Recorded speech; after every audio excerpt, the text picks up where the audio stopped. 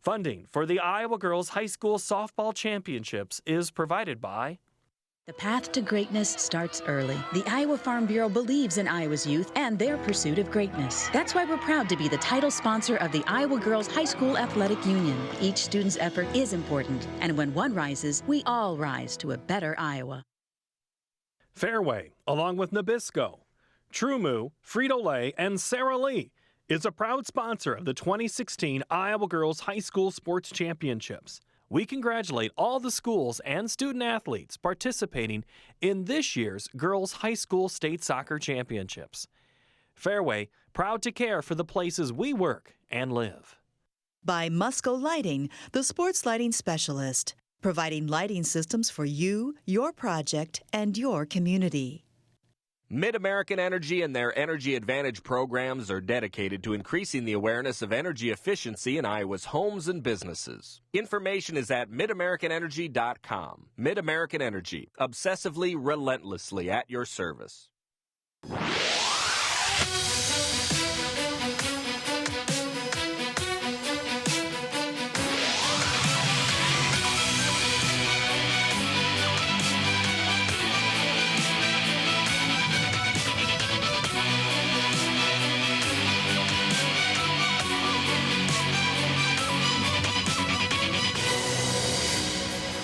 If you look up Fort Dodge in the dictionary, most of the time you find out gives away state tournament titles. For decades, they've held it here at Harlan Rogers Park on the north side of town, and today they're handing out 5. We already have 2 with new owners, and now it's time to give away number 3, and a hot one today, as it's Johnston and Pleasant Valley.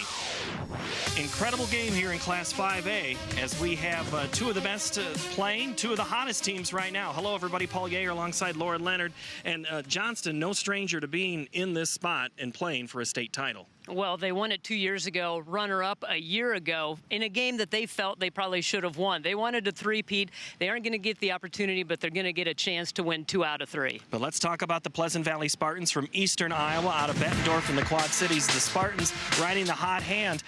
This is their 6th trip to state, but this was supposed to be a rebuilding year for Coach Lori Duncan. She is a Hall of Famer. She's won a state title. She coached a state title at North Scott, and now she's got Pleasant Valley with a chance for a state title. You know, they have all the pieces to put in place, and they are a team with power, and they're a team with speed as well. But they also have a 2-headed monster, if you will, in the circle, and Ellie SPELHAUG and ALEXIA LARA. They not only can do it in the circle, but they can do it at the plate. They're 2 most potent hitters. Normally, Coach told us last night that they are a squad that hits home runs. Now they're just slapping it, putting it in play, hitting it hard, and hope good things happen. They face a team that is absolutely no stranger to Webster County. The Johnston Dragons, Coach Todd Miracle, this is their 4th straight championship game. You mentioned they won it 2 years ago, and that was mostly because of a grand slam by Brooke WILMES. She was only a freshman then. She's still only a junior, and she's an incredible player. She really is, and she holds down that shortstop position, kind of the captain of the infield, but she really lets her bat speak for her as well. You talked about the grand slam a couple of years ago. She's a power hitter. She's a gap hitter. When she gets on base, good things happen. And then HAYLEE Powers in the circle for the Dragons really just gets down and gets after it. Her demeanor never changes in the circle, and she's a player that just wants to win. And no Farm Bureau championship would be complete without Randy Krejci on the public address. Good afternoon, ladies and gentlemen, and welcome to Harlan and Hazel Rogers Sports Complex and this Class 5A championship game between the Dragons of Johnston High School and the Spartans of Pleasant Valley. Let's meet the non-starters first for the visitors from Pleasant Valley. Number 5, Claire Bebo. Number 6, Maggie Corey. Number 9, Kelsey Ruff. Number 13, Tara Toish. Number 14, Belle Lupkin. Number 15, Kristen Hartman. Number 16, Carly Lundry. Number 17, Caitlin Crome. Number 18, Peggy Klinger. The assistant coaches for the Spartans, Jose Lara and Tor Hawley. And now your starters for the Spartans of Pleasant Valley. Leading off and playing center field, number 4, Jasmine Lara. Batting second in left field, number 3, Sydney Hester. Batting third is the designated player, number 7, Alexia LARA. In the cleanup spot is the catcher, number 19, Hannah Mauser. Batting fifth, second baseman, number 1, CARLI SPELHAUG. Batting sixth and doing the pitching, number 10, Ellie SPELHAUG. Batting seventh, playing first base, number 22, RYLEE CARLSON. And batting eighth in right field, number 11, Rachel Tebby. Batting ninth at shortstop, number 2, Mallory LAFEVER. And the center fielder in the flex position, number 12, Anna Griffin. The head coach of Pleasant Valley, Lori Duncan.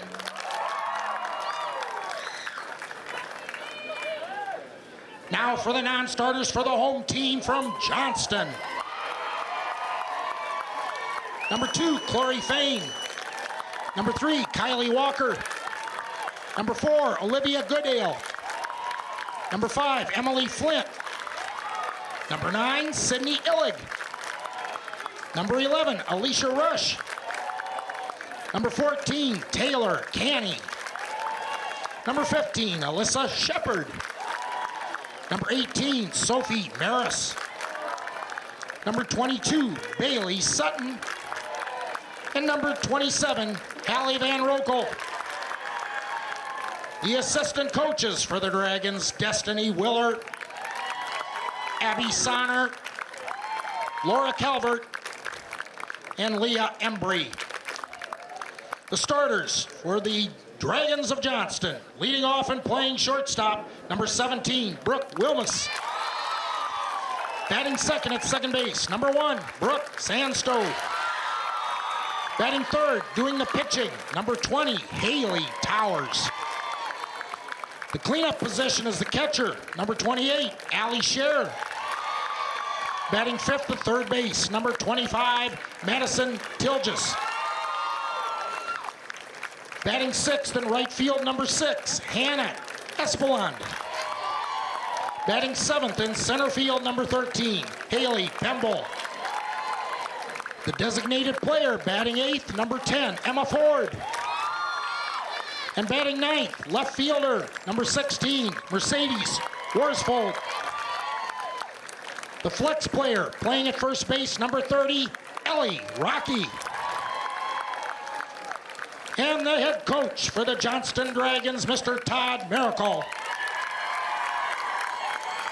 Now please turn your attention to the home plate area for the introduction of the umpires, as assigned by the Iowa Girls High School Athletic Union. At first base is Mr. Jeff Tank. Third base, Mr. Greg Buster. And calling the balls and strikes is the exemplary crew chief, Mr. Pat Pasha. We've already had the national anthem, so it's time for Class 5A State Championship Softball.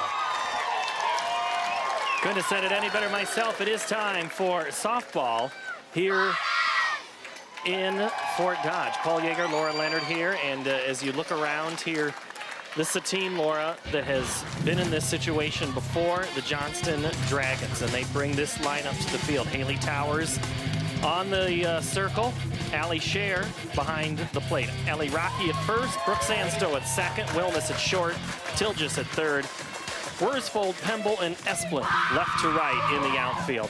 HAYLEE Towers, pretty darn good player, and she's going to be facing a Pleasant Valley team that has gotten hot at the right time. They are playing really good softball, but they are facing a pitcher that is absolutely no stranger to the 4A or the 5A title game.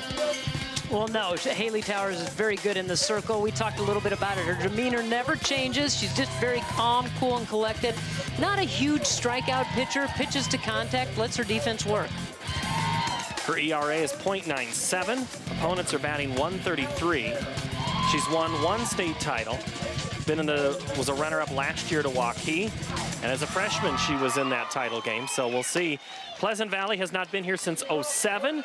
They bring this lineup: Jasmine Lara, Sydney Hester, Alexia Lara, Hannah Mauser, CARLI SPELHAUG, Ellie SPELHAUG, RYLEE CARLSON, Rachel Tebby, and Mallory LAFEVER. And it'll begin with Jasmine Lara. And they're going to have to be ready for speed. If Pleasant Valley gets on, this is a team that will run. They like to steal a lot of bases. So I think one of the keys that Johnston is going to have to do is keep them off base. Easier said than done. First pitch is high for a ball. Lara, you see for the season, averaging .467 with 18 runs batted in. Her job is to get on base, set the table for the rest of the lineup. The 1-1, or it's now 1-1 as she smashes one foul right in front of the dugout on the third base side, which is occupied by her teammates. We mentioned Pleasant Valley from the Quad City area. They defeated Bettendorf in the regional final in a battle for the high V on Devil's Glen. And that one's hit right at WILMES, who was cheated over towards third. It easily could have been Tilgis or WILMES, and it was WILMES in there. And so what's it going to have to be for Johnston to win? Well, I touched on one. I guess I threw an extra one in there, keep them off base, but work ahead in the count. They need to do that. They need to be disciplined in the plate. They want to get ahead, and they need to come through in the clutch. In the semifinal game, they scored most of their runs with 2 outs in an inning. So they did that in 2 different innings. So they came through in the clutch. They need to do that again here in this ball game. Sydney Hester looks at a first pitch strike. And again, you'll see it here on this wide shot from behind home. You'll kind of see, you can almost see creeping into the side of the screen is WILMES, the shortstop. She is playing almost third base. Take a look at the left side of your screen there, Laura. Why are they playing like that? Well, they know that the top of the lineup, they're slappers. They've made this adjustment. It's almost like sometimes in Major League Baseball, you see that overshift to compensate for certain power hitters and certain tendencies of hitters. That's exactly what they're doing here. And that's what made that play for them and got them that out of that first batter in Lara, because WILMES was playing so far over. That middle is wide open, though. And if these Pleasant Valley hitters really take a look at that and try to punch it just over the top of Tower's head, they're going to be on base. Coach Duncan told us last night, we used to be known for power hitting, now we're known for slap hitting. You can even see Hester as she's choked up on that bat. There's a lot of knob showing.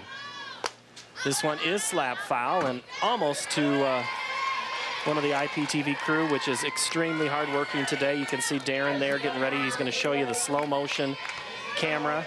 He'll take a look at Towers, and we'll see that in a little bit. And next to him, we have operators on the dugouts today, providing you the action here. And they have been out in the sun, braving it for all 3 of these games. The third game of the day, that's off speed just off the plate.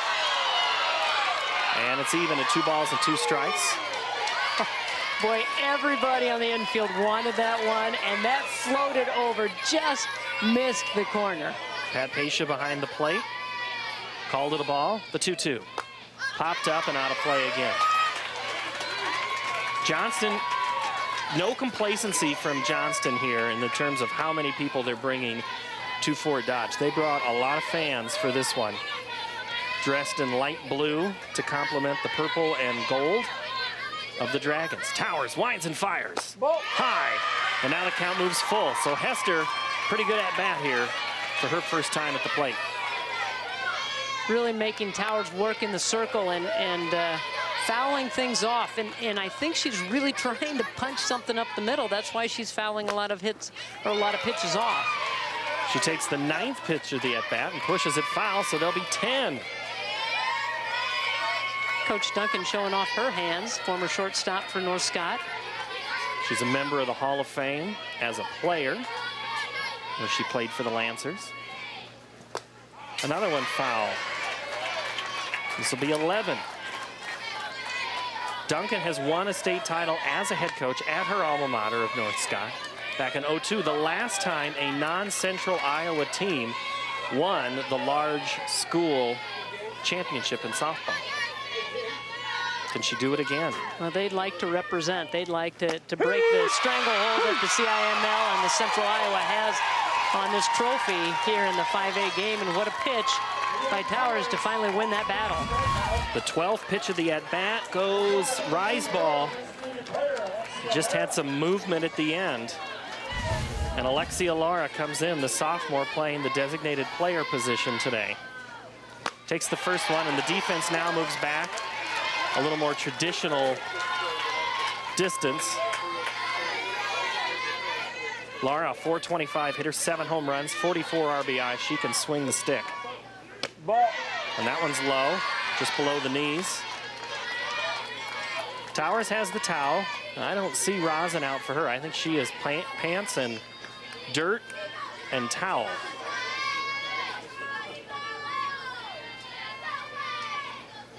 Swung on and missed. 1 ball and 2 strikes from Towers. Alexia Lara is not getting cheated. She wants to really try to connect. She's taking full aim, and right now Towers has the better of it and really coming right after, being aggressive and challenging the hitter. The 1-2 off the plate. ALEXIA tried bringing that one back in, but just not quite enough. Laura and her sister have already batted in this inning. Her dad is down at first base as an assistant. Inside pitch is pulled. Laura also does pitching, and she had been the catcher for a lot of the season, but she has a knee injury that is kind of preventing her from blocking, and I guess that's kind of important as a catcher. It's very big. It's very important. Can't get down in the crouch, and she's got a meniscus tear, I guess, and probably will get that taken care of later in the season. Lifted in the air till towards right, and Hannah Esplin did a little two-step there, but she was finally able to corral it out in right field. Nice catch. So the Spartans go 1-2-3, 1 strikeout. Recorded.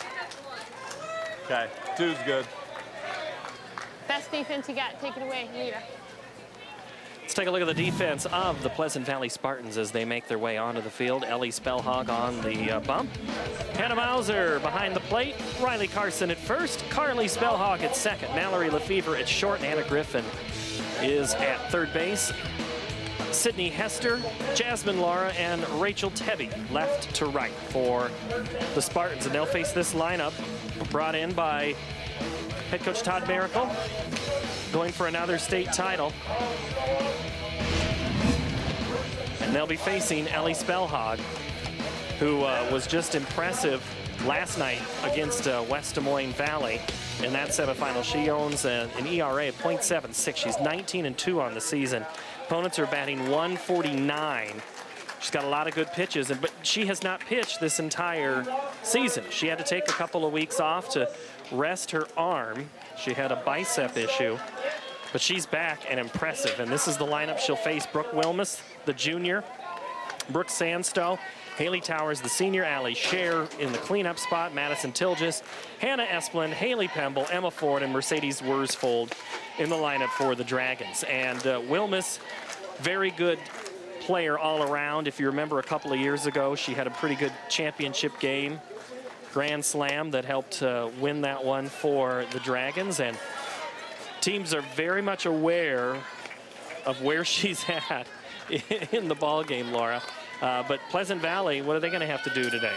Well, they have to play like they have nothing to lose. They're here representing the eastern side of the state. Haven't been here in a long time, so play like they have nothing to lose, play relaxed, play carefree, and then they need to shut down the leadoff hitter, and I think it's very important here in the bottom half of this inning. You've got to shut down Brooke WILMES, keep her off base. That just doesn't apply to her. It's every inning. You got to keep the leadoff off base. First pitch, a little bit off speed.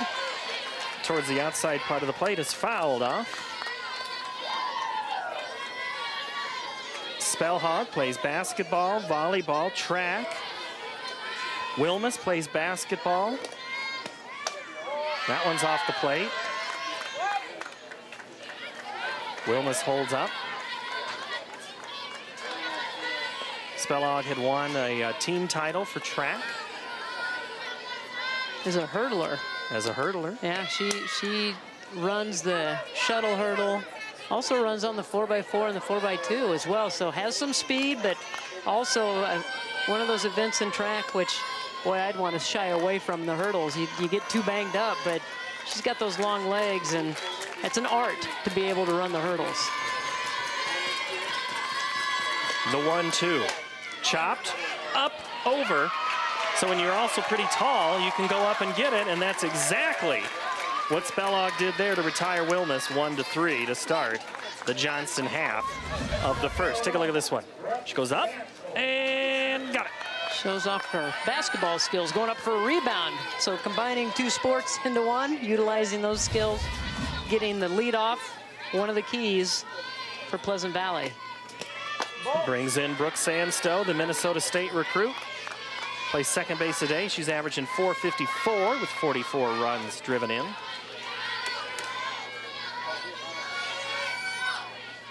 Early in her career, started out in left field, moved her into second base, had to make a few adjustments, but has done very well. And as you had mentioned, Minnesota State recruit, gonna go on and continue her career there. Johnston's had a lot of players go on to that next level. And actually, some have gone on into coaching. So they continue to be involved with the game. This one's chopped off the plate towards short, up and over, out. LaFever to CARLSON, and Sandstow is retired. I'm not used to teams putting the ball in play. I'm just used to strikeouts. So we watched in that 3A game earlier this morning. Here's this one goes high, so you know timing is extremely important, but a really good throw by LaFever. Good stretch by CARLSON too, and that thought it was gonna hang up there long enough that Sandstow was gonna be able to beat it, but what a good strong throw by LaFever. So HAYLEE Towers will come in, so pitcher v. pitcher. Good look at SPELHAUG there from the side. Here she is from behind home, where another one of our cameras are placed. And that's a foul, and now Towers in the hole, 0-2. Early on, no score. Johnston in white, purple pants. 0-2, ladies. Trimmed in gold from the northwest part of the Des Moines metro area. That one is low for a ball. Pleasant Valley from eastern Iowa plays in the MAC. Johnston in the CIML.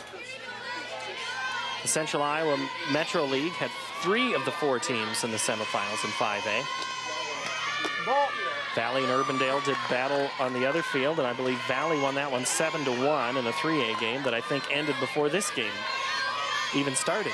We're a little bit behind today. The 2-2 is put back into the screen. We'll do it again. You know, we were talking between games to Mark Amadeo, and he said that the pitching velocity in that last game went down as the game wore on, as the sun came out a little bit harder, a little bit stronger, a little bit hotter. It got to those pitchers, and it certainly came down on the velocity. So I'm thinking that all these pitches that these pitchers are throwing here in the first inning may come back to haunt both of them. Well, LaFever fielded the ground ball from Towers, but it sails on her and almost goes out of play. Yes, sir. So Towers will be on base with an error. Yes, sir, I got it. And there'll be a courtesy runner, and that is a welcome. I'm sure HAYLEE was very much looking forward to having Sydney Illig come in and run for her. So Sydney Illig will run at first for Towers.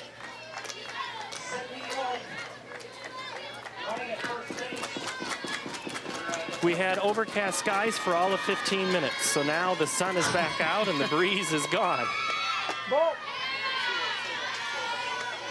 And Allie Scher at the plate.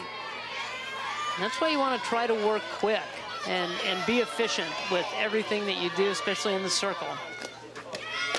Off speed to the 327 hitter. They go down to get Illig at second, and she's in there with a stolen base.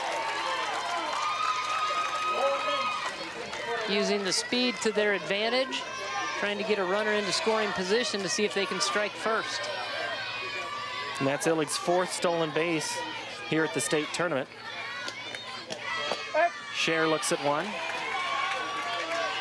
Now Johnston, the Class 5A schools, they played their quarterfinals all the way back on Monday and then had to wait until last night to play, and the swing and a miss by Scher. And SPELHAUG retires the Dragons, who leave one on base. And we've played 1 inning, no score. Mark Amadeo, the 3rd member of our broadcast crew, and he's standing by in the shade. Yes, I am, Paul. Thank you very much. And I'm joined by Mark Buskold, the Iowa Farm Bureau District 5 Board Member out of Grundy Center. And Mark, thanks for joining us here this afternoon. My pleasure. It's a hot one today. It is, but we're in the shade. That's right. I don't know about Laura and Paul. I think they're getting a little breeze there. But, you know, why is Iowa Farm Bureau the sole title sponsor of the Iowa High School Girls Athletic Union Softball Championships? We believe in these young ladies, and they're developing leadership skills, organizational skills, just hard work ethics, same things that our members value and Farm Bureau. You know, there's 40 teams that came to state here, 10 in each class, and Mark, you look at, they get a signature softball to take with them. They might got beat in the first round, they might not win a game, but they get something from this state tournament as a memento. Talk about Farm Bureau and doing that. Well, Farm Bureau has a signature ball program for the teams that make it down to the state level. We feel it's just a great memento for them to remember this day, and we're proud to do it. Well, we certainly appreciate the relationship, the Girls Union and Iowa Farm Bureau. All your work up there in Grundy Center. How many counties are you involved with? Well, 11 counties. Webster's one of them, and that's where we're having the games today. Well, we got great weather thus far. That's right. All right. Thank you, Mark. Thank you. Hannah Mosser looks at the first pitch. Thank you very much, Mark. Swings and misses, and it's now no ball and 1 strike. That one goes out of the zone, and it's evened up at 1. Towers headed to Western Kentucky in her next career. Goes off speed, and let's see, lets that one go by. And getting it out of the glove is Brooke Sandstow, and she shovels it over to first, and Mauser's retired. You know, one thing that HAYLEE Towers has done over the course of the offseason is work on some pitches and getting better location, getting better command of her pitches. And as Coach Miracle said, maybe not be so predictable. Don't let the hitters get ahead of you and guess what you're going to be throwing. Don't get into that kind of rhythm. So she's been working on those kinds of things in the offseason and brought it through the regular season to get them here back to this title game. So she really has honed in on some of her pitching skills over the last course of the year. CARLI SPELHAUG at the plate now for the Spartans. She's a freshman, plays second base. Her sister is the pitcher. Their dad is the superintendent, Pleasant Valley Schools. Saw him here last night after the game, and it's one second baseman to another. Sandstow in the right spot at the right time, and that's recorded out. There's 2 away here in the second. That'll bring in Ellie.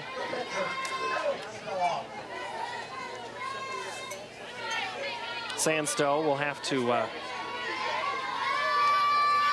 there's something with the Brookes that we'll have to share here in a moment. As the first pitch to SPELHAUG is a called strike. There was a game earlier in the season between Johnston and Ankeny that Laura and I were both at, and there was a huge rain delay. Second pitch is swung on and missed, 0-2. And once the rain stopped, and the girls came out from the dugout, both Johnston and Ankeny, and they had a dance-off, and it was the 2 Brookes. And so we asked Brooke WILMES which one's better. And WILMES deferred to Sandstow, saying that she was the better dancer. You know what? I don't know. There were a lot of young ladies out there on both sides of the field as parents and coaches were out mopping up the field because they wanted to get that doubleheader in. There were no other rain dates available for those 2 teams to get those games in. So they worked very hard while the parents, coaches, volunteers were working to clean up the field. The kids were out having fun dancing, and I'm going to tell you what, there's some pretty good dancers on both sides of the lines on that one. Well, as that pitch was fouled out, and this one is 2 out of play. Jim Winter's crew here at Harlan Rogers, they were not doing much dancing. They were doing more work trying to get the fields ready on Tuesday. All of the action on Tuesday rained out here at Harlan Rogers. And Johnson, they had gone back home after their game on Monday. And Coach Miracle said on Tuesday they had an indoor practice. But Pleasant Valley's been here since Monday. Well, and they were able to get out of Dodge, literally, to go get a hitting warm-up, hitting practice at Iowa State. That one is skied towards the first base side. SPELHAUG is retired on the foul ball caught. It starts low. Let it go. Need two. Right here. Let's go. Come on. She's trying to.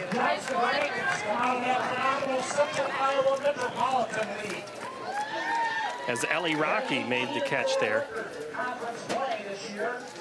to squirt that out. Well, we talked about how Monday was when we started here. It was West Des Moines Valley and Cedar Rapids Prairie, and the Tigers rolled on in the first half of that quarterfinal, and Pleasant Valley down Davenport West. The West was the third MAC squad to make it here from the eastern part of the state. Urbandale was 2 runs better than Indianola, and Johnston beat the hometown Fort Dodge Dodgers 6-2. Then it was Valley trailed all that game against Pleasant Valley, and then Johnston knocked off Urbandale last night to get here 7-1. That's a look at your Class 5A road to the final. And that was Ellie Rocky that made that last play. I didn't properly attribute that. And you can see the Johnston fans starting to wave around something to help them out. Lots of water. Lots of fans dressed as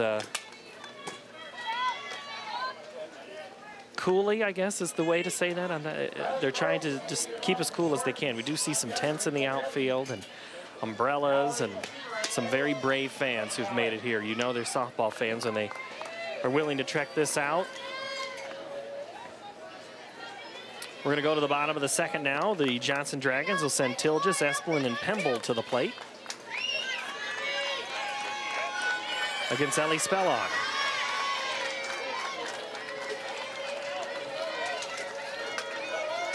We know that SPELHAUG can certainly bring it with a little pace to it.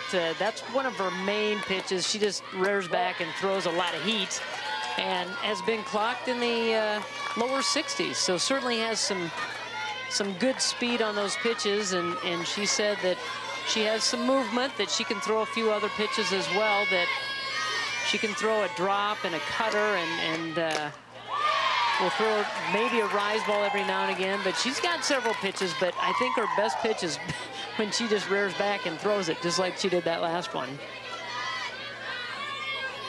And sometimes as a hitter, you're okay with some heat. And if it's flat and you can catch up to it, it's going to go a long way. If there's not a lot of movement on it, and you can time it and get it out in front of the plate and drive it, it's going to travel a long distance. Till just behind in the count, 1-2. That one's wasted right under the right shin guard. Hannah Mauser.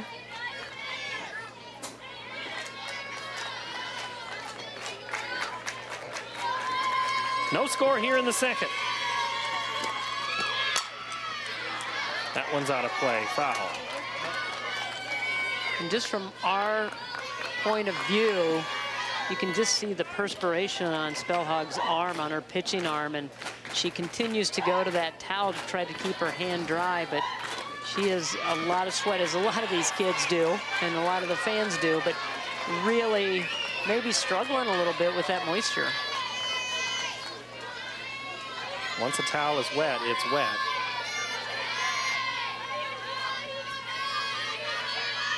Full count pitch. So if you can work, if you're Johnston, you're probably going, all right, let's work up the pitch count. Yeah, and that's what you'd like to try to do is make them work. And again, she's wiping the forearm because there's just, you could see it glistening on her forearm as she was standing there in the circle. And she's just really right now working that towel over to try to find a dry spot on it to get her fingertips and her hand dry. And she must have found it. She got the right grip there, strikes out Till just looking. There's one away here in the second. Came right in on her. Had that late movement and break to it. Worked right in to the hitter. Looked like it was coming right at you. And really froze Tilges as that movement worked into the hitter. And she couldn't get the bat off her shoulder. Hannah Esplin, the 283 hitter, 30 RBIs on the season. Ball. Looks at a ball out of the zone. I want you to listen real closely here to the infield. You're going to hear a pop of some gloves right as the pitch happens. I think you can hear it. I've heard it a couple of times, and I think I finally figured it out. It's coming from the infielders of Pleasant Valley. Right before each pitch, they all pop their gloves almost in unison. Yeah, I would assume some kind of a timing mechanism, get them ready. They all take a couple steps forward. They get those hands ready. A little flutter over to second, and Estlund's retired. As SPELHAUG to CARLSON gets the out. A way to stay in the game, you talk about taking 1-2 steps or left, right, left, or whatever it takes to kind of keep you in. I mean, especially on a day like today when it's easy to have the mind wander. You'd think that's not the case in a state championship game, but as we just go up past the 4 o'clock hour here in Fort Dodge, Iowa, you can see some clouds to the north. We've had some rain north of here, and it's all moving east and away from here. And yes, I am playing meteorologist for the benefit of all involved here at the tournament. Sure that you could do just as well as most. HAYLEE Pemble, the batter, 248 hitter. She's down 0-2. That one's off the plate. She had a big game in their quarterfinal, 1 for 3 in that ball game, 3 RBIs and a home run. So she was swinging a very hot bat, shut down yesterday in the semis. And now she's worked her way back to even up the count.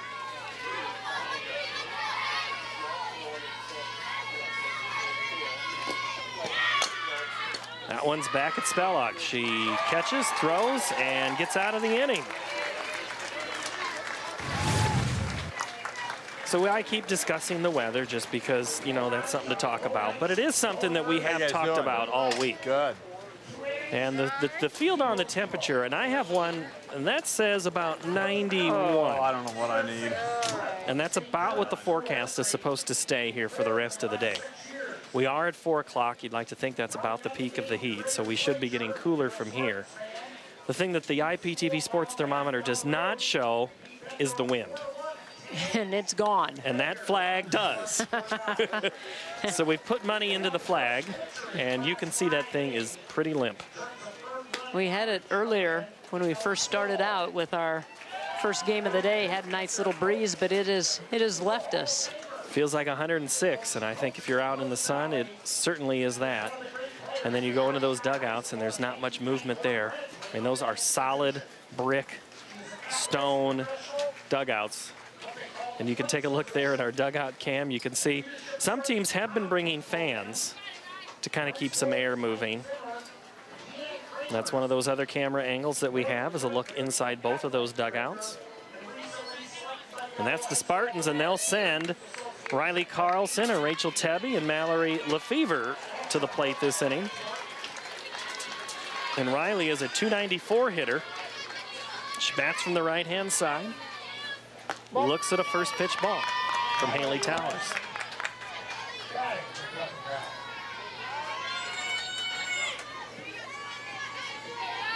These two teams don't know much about each other.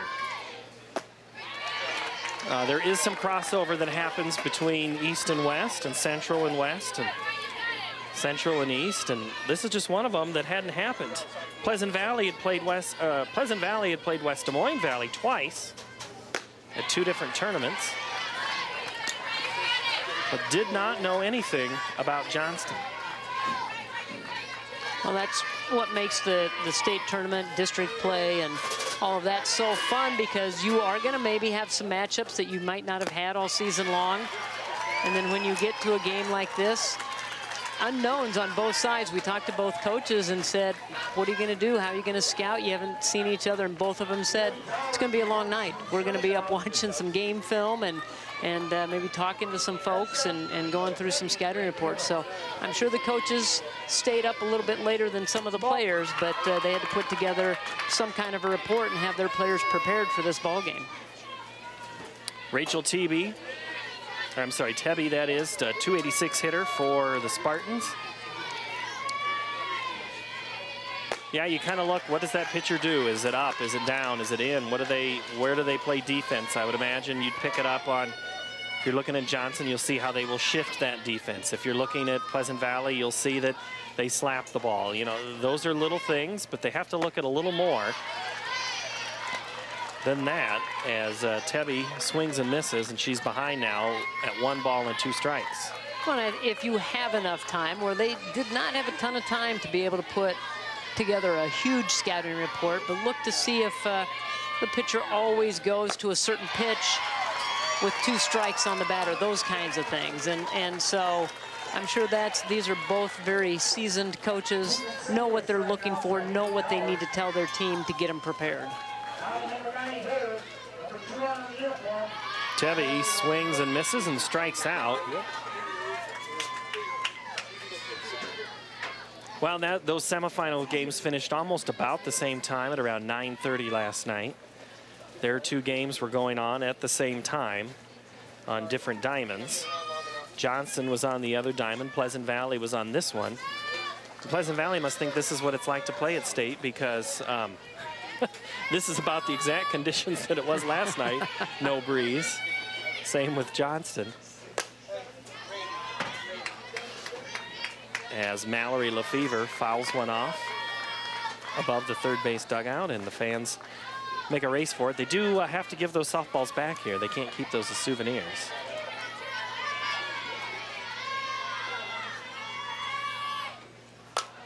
That one is slapped, and that's going to get down for a hit right behind third base. So the bottom of the order gets something started. Mallory LaFever on base. Mercedes Worsfold. Just go the other way with it. Take it where the pitch is. She just adjusted her hands and just was able to maneuver it out over the drawn-in infield. And again, the shift on. So now this is going to be interesting, because this is a team that steals a lot of bases. You have shortstop playing clear over here almost to the third base line. Second base wide open. Ball. It looks like they're going to have Sandstow cover second on the steal. And Rocky is moving back to first base, playing pretty much at regular depth, maybe in a step or 2. Ball. And LARA fouls that one off here in the third. So you've got the slappers up with the runner on base. I would imagine this is a pretty good scenario for Pleasant Valley. It is 2 outs. So then you move that advantage back to a neutral for Johnston on defense, because all they have to do is get the out at first. Swing. Home plate umpire Pat Pasha asks for confirmation on a swing. No swing, so it's 2 balls and 1 strike. Well, I almost feel like the advantage here is to Pleasant Valley, because that middle is so wide open and they're drawn in so far. Worsfield needs to maybe come in a step or 2, because they're trying to just dump the ball over third base and shortstop. Lori Duncan got the foul ball, threw it back in. As we mentioned, Duncan was a Hall of Famer. Played in college in Louisiana. Oh, off speed right to WILMES. Throws across to Rocky, and the threat is ended.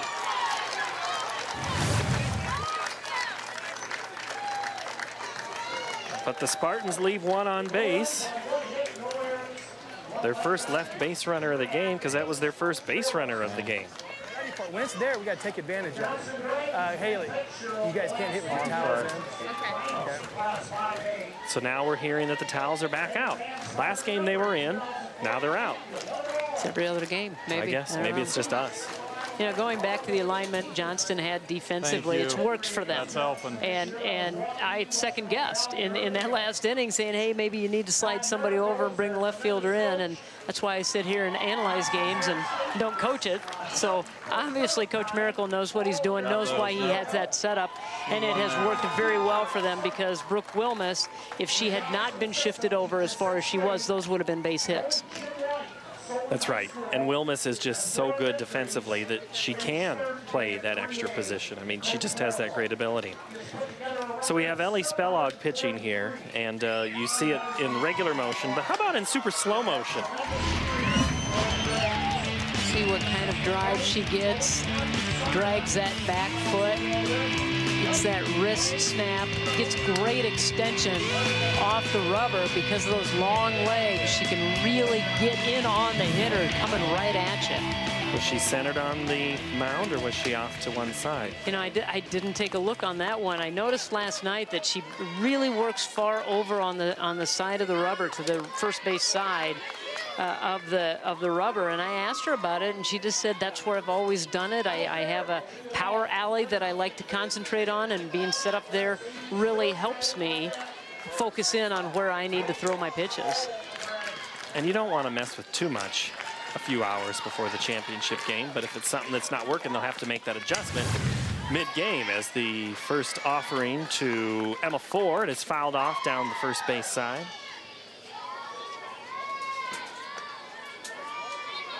Ford, a .391 hitter, the designated player today. These are season statistics coming into the tournament. Chopped again to that first base side, taking it where the pitches are.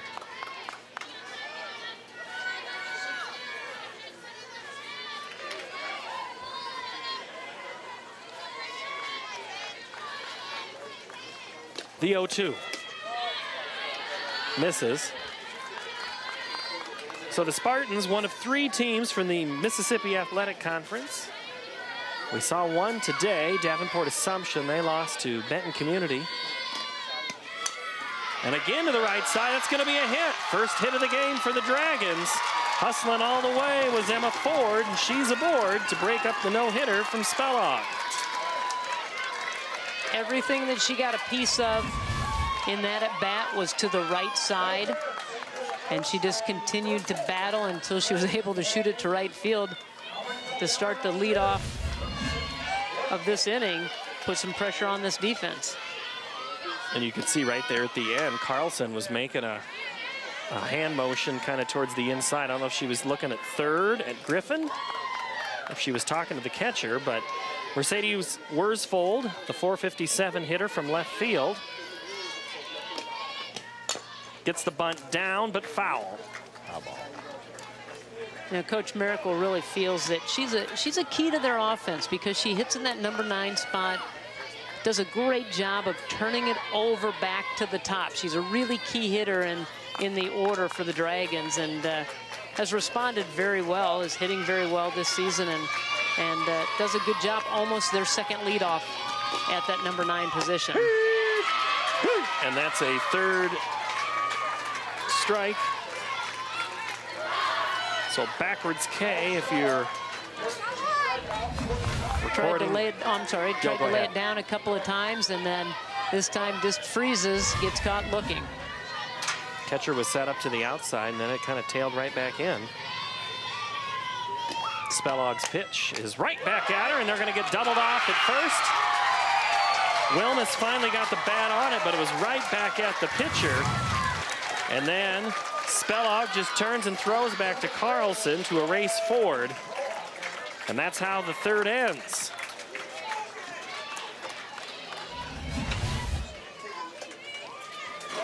Timing was perfect, right back up the middle, but the quick hand, SPELHAUG gets that glove up in protection and is able to double off Emma Ford over there at first. Thought that ball was going to get through the middle, and it was so quick off the bat that she didn't, only response was to get off the base and go. Preston, on to them. Here we go. All right, Mark Amadeo, who's always on time for every umpiring assignment. It's Todd Miracle who's holding us up now. Coach. Well, Coach had to come all the way back to his first base dugout. We've got him back here. And Todd, what a championship game you got with Pleasant Valley. You expect this low scoring and pitcher's duel. Oh, absolutely. I mean, they have a great pitching staff. They play excellent defense. We expect this. We're hoping, though, that second time through, third time through, that we'll have our chances. Well, your team is hungry. You were here last year, got beat by Waukee, and I know there's hunger. That's kind of been the motivation, and just getting opportunities here in the later innings. Oh, definitely, and that's what we're shooting for. I mean, we know that we had not seen her before. I mean, actually faced her before us. We're hoping later on that all the looks that we're going to get at the plate will make a difference. Thanks for visiting with Coach. Best of luck. Thank you. Head coach Todd Miracle talking with Mark Amadeo there, and those two have had run-ins a time or two, and I shouldn't say run-ins. That's not fair. Mark umpires in Central Iowa, and he would have had Johnston a time or two. And everybody's had run-ins with Amadeo, haven't they? I think so. Yeah. Yeah, myself included. I like it when they can shut his microphone off and he can't respond back. That's my favorite, Mark. Good to have him to clear some things up for us on occasion. And we have no swing on that one as the Spartans send up Hester, Lara, and Mosser in this inning. 2, 3, 4 due up in the lineup here in the fourth.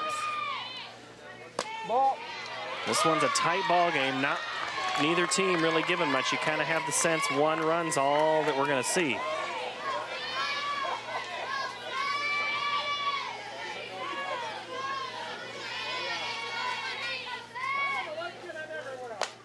Hester slaps it foul. Till just had a glove there. And she was 2/3 of the way to home.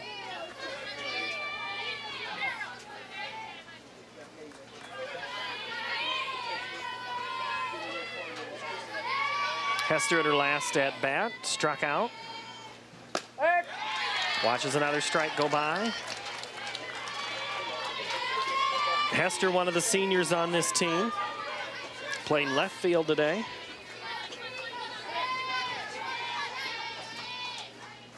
Off speed slapped, Tilgis up, over, out.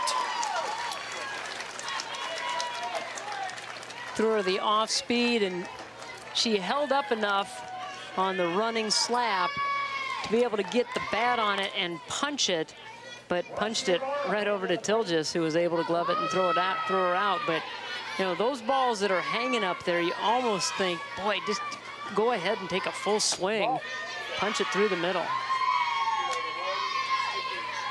Is it easy to do it that, though?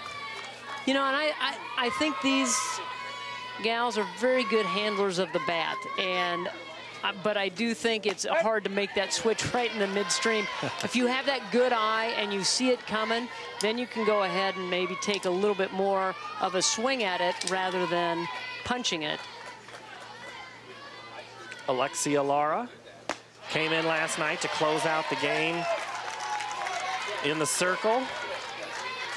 Now batting as the designated player. There's her father, I'm sorry, that's Lori. I was looking at it from the side. Lori and her father are the two base coaches.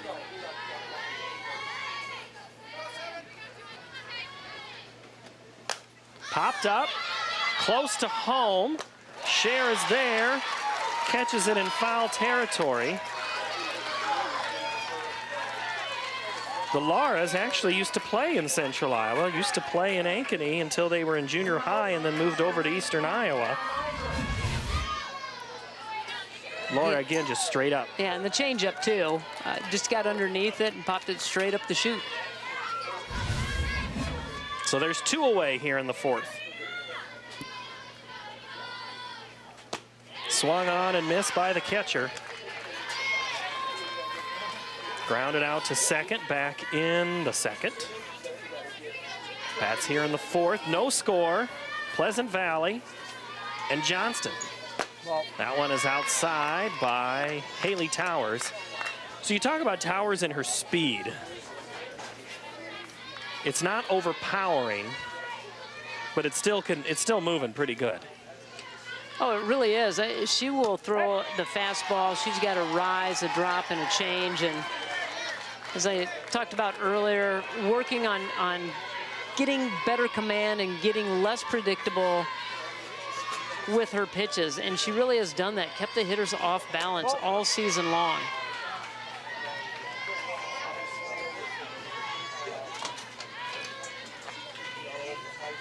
And that's true for both baseball and softball. If you just can't get up there and just throw 3 straight fastballs or 3 straight rise balls, they're going to time it out, hit it, rip it, and go. Well, and you want to have the confidence, and what they're working with HAYLEE Towers is have the confidence to throw 3 or 4 different pitches in any count. Don't just always go to your changeup, or don't always go to your fastball in certain count situations. Be confident enough in all your pitches that you can throw them in any situation. Now they're called 3rd strike. And the Spartans go down here in the 4th. 1, 2, 3. Look for yours.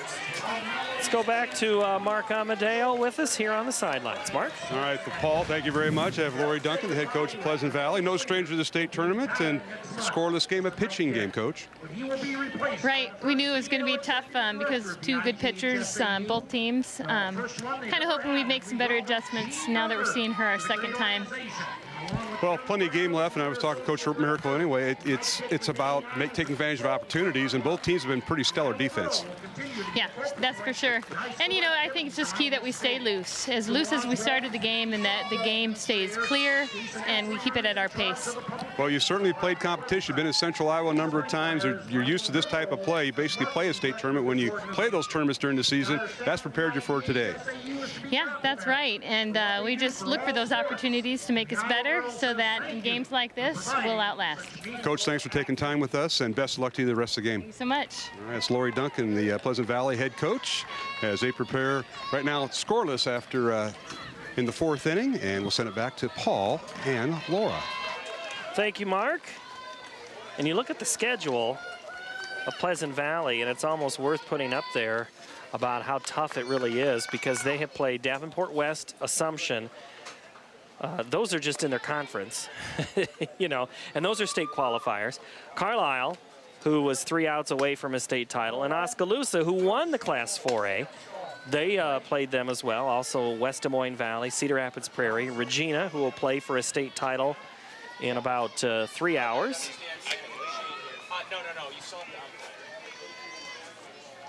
And then also they played Valley again. So, I mean, it's a tough schedule. PV is, I mean, they're absolutely ready to play. They have not shied away from any kind of competition, and I think that's the way that Lori Duncan wants it. I think she wants the best competition that you can play, test your team, and see how they're going to respond.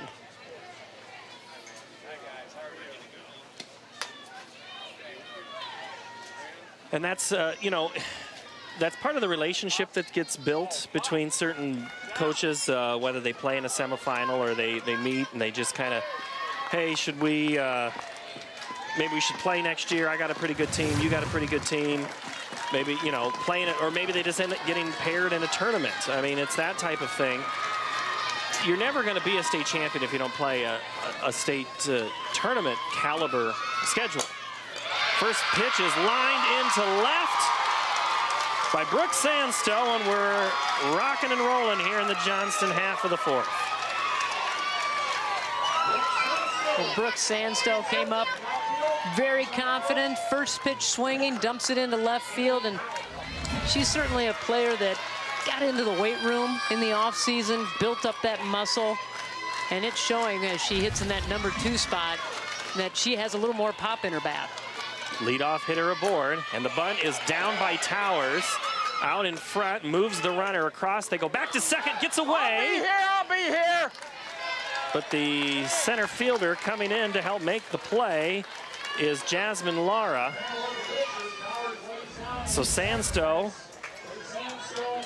Oh, boy, that came awfully close to clipping her on the helmet. I don't know it, but the umpire came right out from behind, and Pat Pasha said that, nope, it was a clean play. So bunt stands, runner at second base. And she was out of the box, so that would have been an out.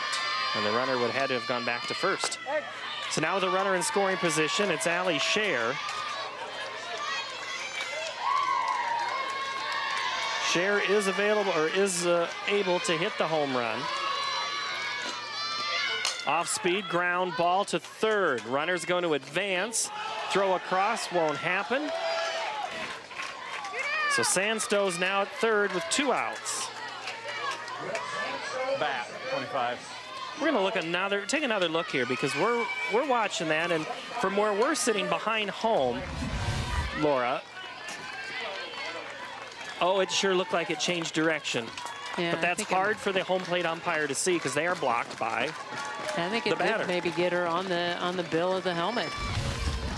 And I know there were some fans in the Johnston stands that were thinking that CARLSON pulled her foot on that play over there at first. They didn't think that there was the out over there at first, and I know it was very close as well. So Tilgis struck out in her first at-bat. She steps in with a runner at third and 2 out here in the home half of the 4th. Dragons looking to get a run on the board, and that's going to be a called strike.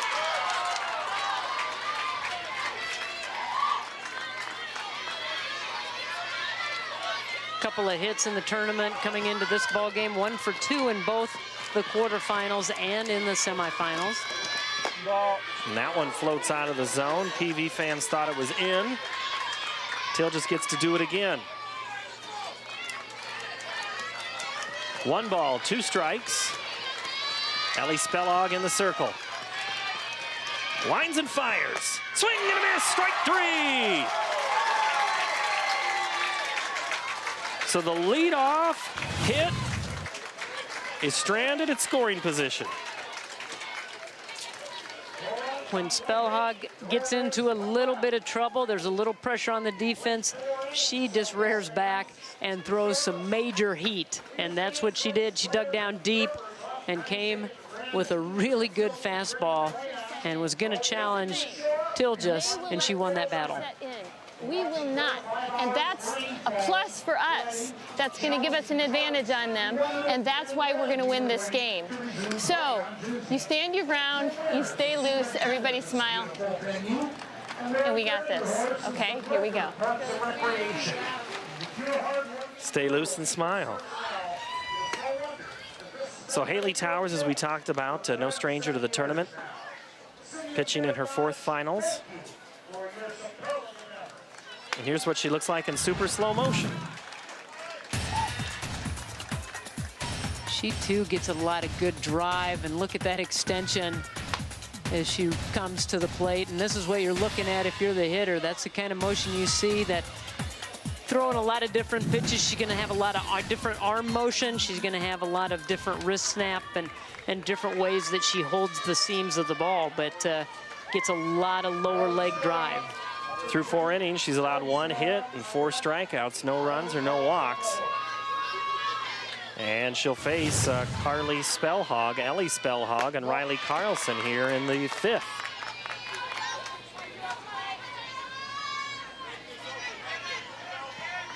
Coach Lori Duncan wanting her squad to just hang loose. And that's a called strike. This was supposed to be a rebuilding year for PV. Graduated a couple of seniors last year that were contributors. And as the season progressed, they just got better and better. And they have peaked at the right time. They went to 10 innings against their crosstown rival Bettendorf to get to state. And they have proved to be a state champion caliber team. The 1-2 is lifted, foul and out of play over on the right side. Well, they came in with some hot bats in that quarterfinal game against Davenport West. 16 hits. So they had the bats going in that ball game. They had the bats going last night against Valley. And so here, both coaches, you heard them talk about 2 very good pitchers, knew that hits were going to be at a premium. WILMES picks it up on the ground ball, throws across the diamond, and retires the leadoff hitter here in the 5th. Ellie and CARLI. Ellie said earlier this week her sister's her best friend. Really loves playing on the same team with her. We asked about any kind of rituals or superstitions, and She said she always has to have Smarties before a ball game, and her sister has to have Smarties, and I think it was a cherry sucker. So Yeah. a little sugar high for them, and she made good contact there, but just right at Tilgis. Tilgis was well placed there. Fundamental team. It's fun to watch fundamental teams here at State who can just field a ground ball that a lot of teams lose.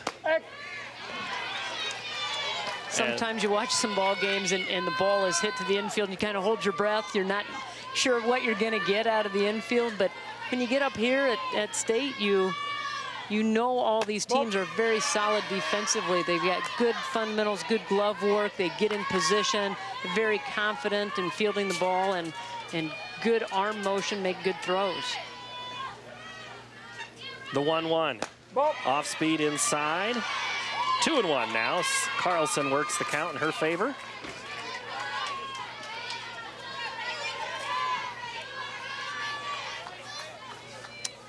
Oh, 1-1 for the Spartans.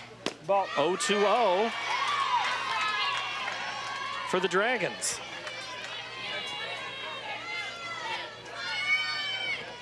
These two teams are beyond the feeling out phase. They're trying to find any way to get on base. It just shows that the pitchers are feeling it and they're in the zone. Swung on and missed. That was a big pitch. That was, and having to come back, got down in the count, having to come back and challenge, and this is definitely a good at-bat. Carlson trying to keep the inning alive, but Towers way too much for her. Towers was behind in the count, 3-1, and gets the strikeout. What's going to happen? Now we're getting girls on. Now we've got to make sure that when we've got girls on in an RBI situation, that we're not looking at great pitches. You should be locked in on one that you can drive. Hit something up the middle. Let's get things going. Come on. Always sounds easy, doesn't it?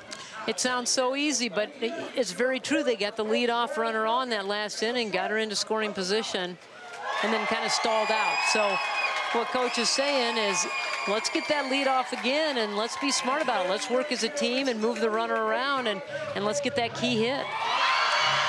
By golly, I think we've gotten cooler, Laura. That's down only to 90. Bring that in here, because it's not.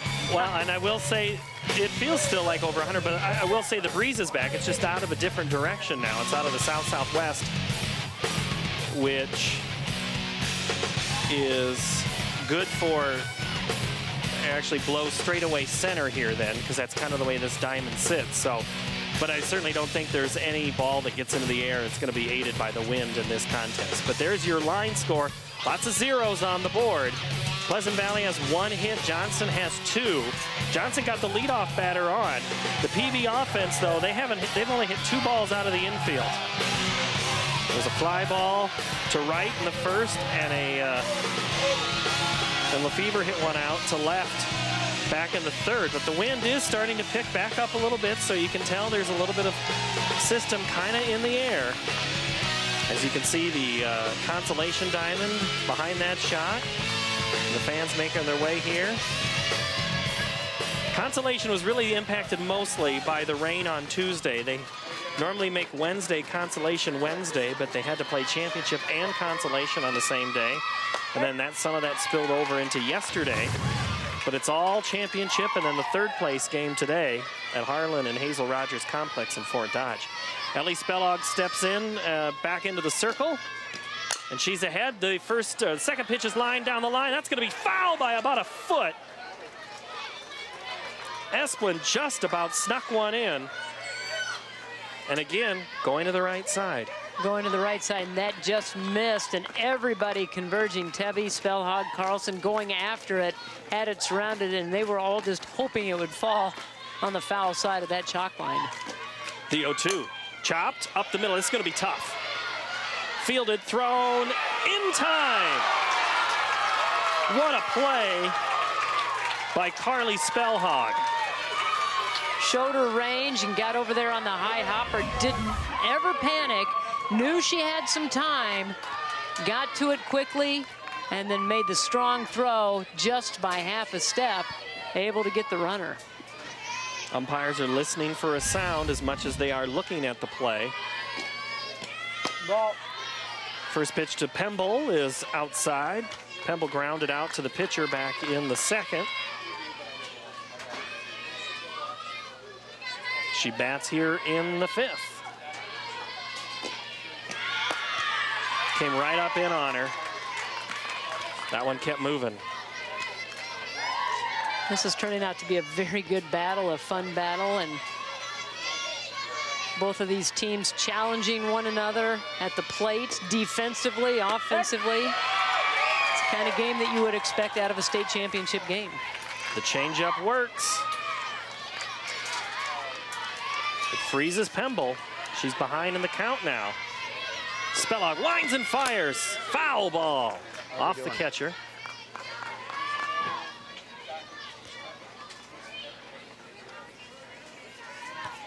SPELHAUG's got a different towel now. She had a blue one on. Now she's got a white one. You got to dry them out. You got to get them dry. Umpire Pat Pasha talking to Mauser and making sure she's okay. I think she got clipped by that foul ball and giving her a little extra time to collect her thoughts. The 1-2. Off speed, misses.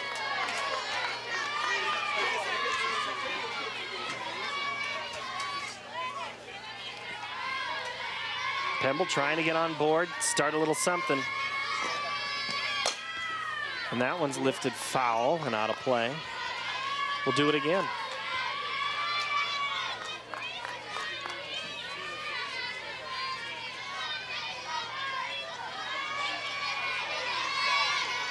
You can hear the teams cheering on. Down towards the left side, another tough play deep in the hole, not in time. LaFever just too far to go for that one. Not a rocket by Pemble, but enough to get the job done. Well, just in the right spot.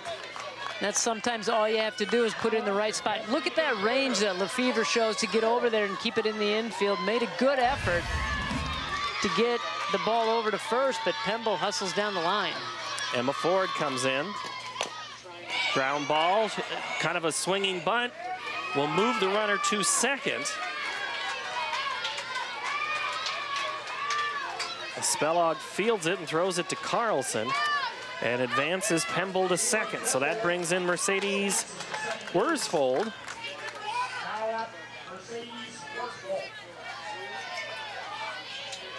Mercedes looking to give it a drive here, or at least put it in play. If she can get it into the gap, that might be enough to score Pemble. It's going to have to get it out of the infield. And it won't. Goes right back to SPELHAUG. And again, another runner left on base.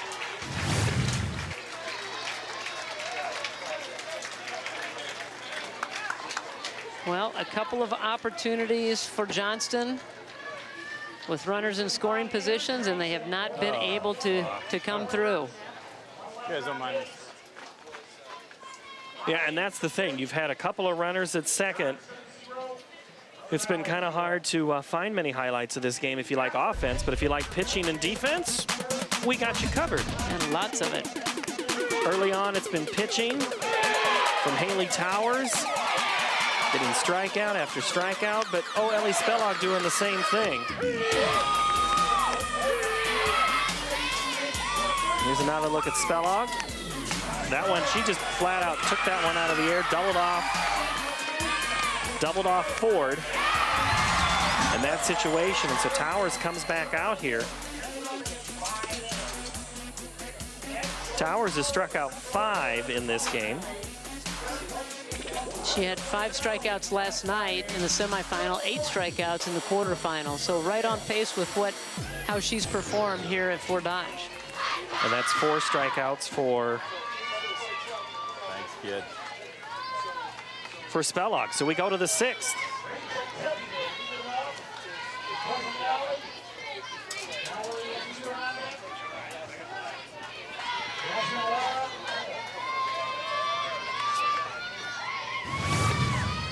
Whoa. High, misses. So it's 1 ball and no strike there here in the 5th. No, hard to believe it. We're in the 6th already. Quickly moving game, and That's because not a lot of base runners, 3 up, 3 down innings. Whoa. Swung on and miss here. I'm sorry, let me get that straight. It was a ball. 2 balls, no strike. I should actually watch the game, not just listen for the crowd, right? Towers.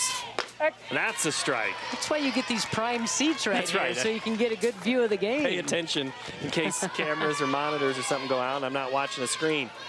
I like to sit back here. You can hear all these discussions, but we got microphones to do that too.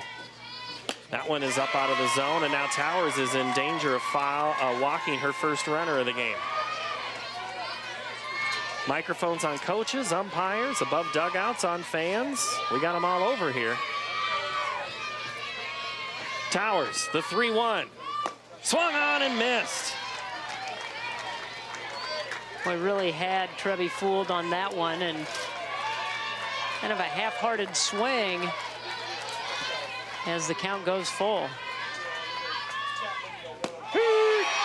Called third strike. Rachel Tebby goes down, the 6th strikeout of the game for Towers. And I'll tell you, Towers has been flirting with giving up that first walk.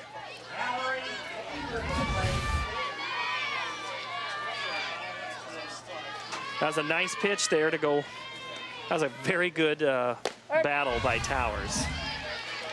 And you know, Laura, as we were discussing earlier, some pitchers get flustered, and SPELHAUG last night, Valley had her flustered a little bit, and Valley had a chance, but she's not been flustered yet today, and Towers really just not flustered as a little flutter goes to WILMES, and LAFEVER is retired there. You just don't see much change in emotion from HAYLEE Towers. I've seen HAYLEE Towers play a lot of softball games, and I don't know if I've ever seen her personality change in the circle.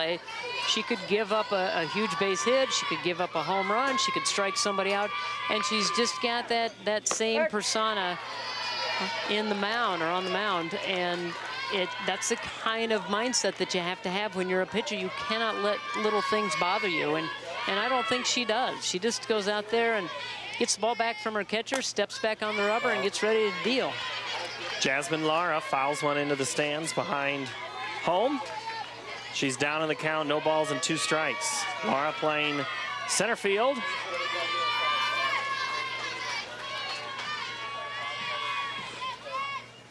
That one goes off the zone.